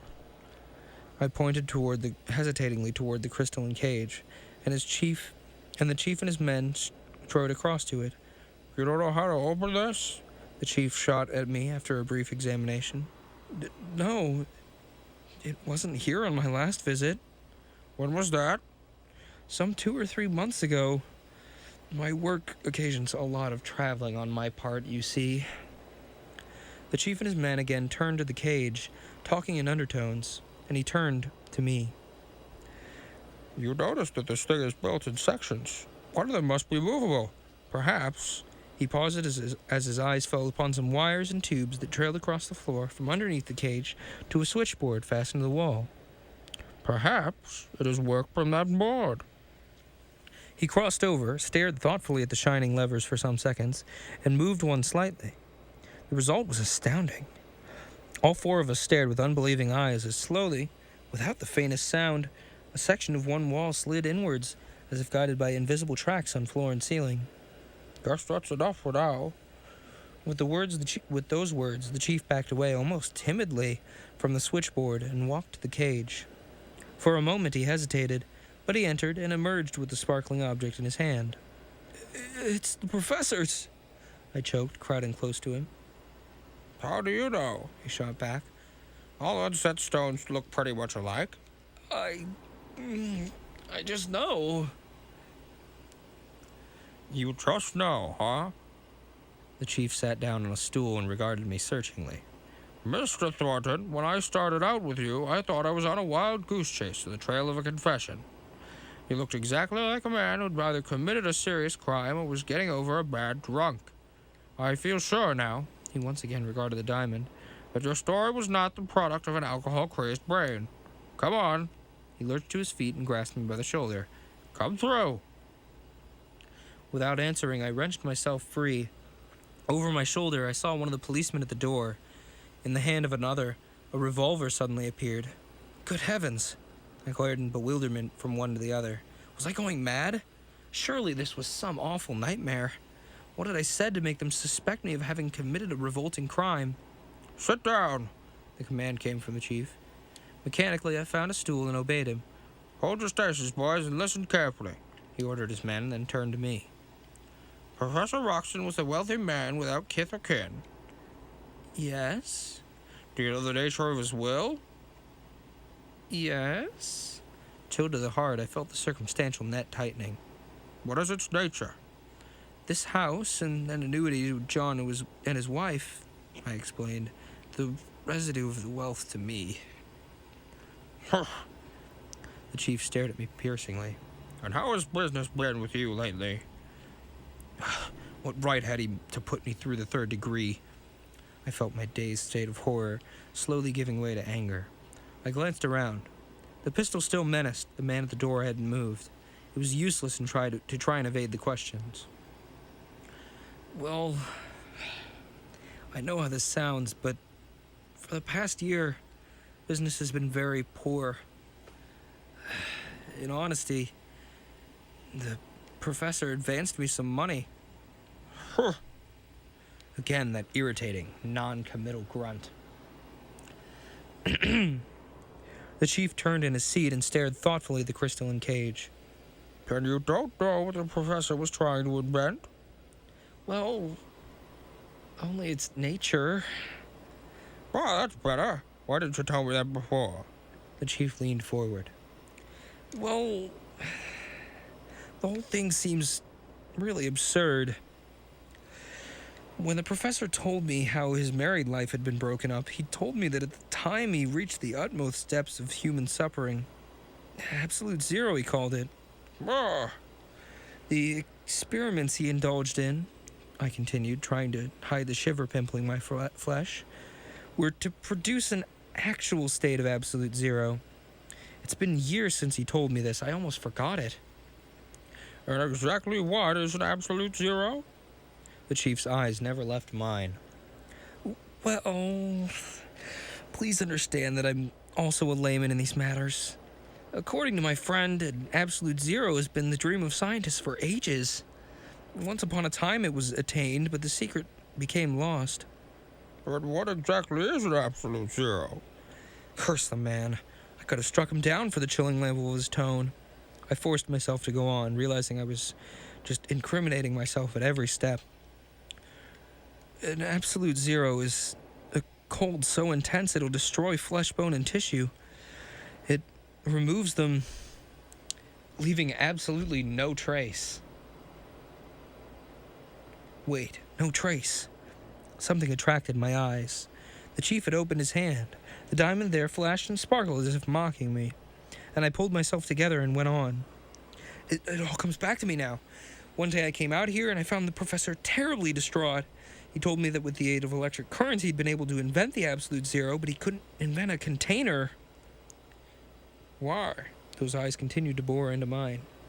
Because, and bear with me, it's been years since he told me this, there was difficulty in controlling the power. Besides destroying living things, it could destroy bricks and mortar, stone and iron. Only one substance it couldn't wipe out, crystalline of diamond hardness. I know now. I jumped to my feet and grabbed the chief's arm. I know now what he meant. Fool, fool. Why didn't I think of it before? This... I swung towards the cage. It's compensation. Almost panting in my eagerness, I went on. My friend told me that the law of compensation would atone to him for the tragedy of his death. For the tragedy of his youth, rather. Absolute zero and suffering would be atoned for by a real state of absolute zero. Chief! Don't you understand? This is the perfected dream of my friend. It's the absolute zero. "Possible, but not convincing." I slumped back at the officer's words. That doesn't explain the professor's disappearance. Even though it kind of does. Even if it did, what about Mr. Latham? And don't forget this contrivance has worked from the outside. We found the diamond inside. Of course, he might have placed it there himself to test the machine. Of course, that's it, I commenced. But I regretted the words when I saw suspicion flicker again in the chief's eyes. Lamely, I finished. And he's probably rushed off in an ecstasy of triumph to acquaint professional colleagues. This is a big deal. Without unlocking any doors or taking a car, huh? Mr. Thornton. Oh, wait, no, that was Thornton earlier. Without unlocking any doors or taking a car, eh? Mr. Thornton. The chief stood up and regarded me sternly. As a sensible man, don't you think yourself that your story is a little thin here? The professor's disappeared. Here's a strange-looking case which you say is an absolute zero container. Whether you know or whether you're jumping at conclusions remains to be proved. But even if it is, do you think that after perfecting such a tremendous invention, the professor would commit suicide? On the contrary, I gasped. My friend was a man of gentle, kindly disposition, but he did have strong purpose. I would think his first action on attending his life's ambition would be to notify me, his closest friend. And he didn't. Every word condemned me and roused me to retaliate. Chief, I know enough of the law to know that before you can try a man for murder, you must prove that murder has been committed. I grinned savagely. You must have the corpus delicti. Go ahead. Find my friend or his remains. Or else withdraw your charges. I grinned again with shocked mirthlessness.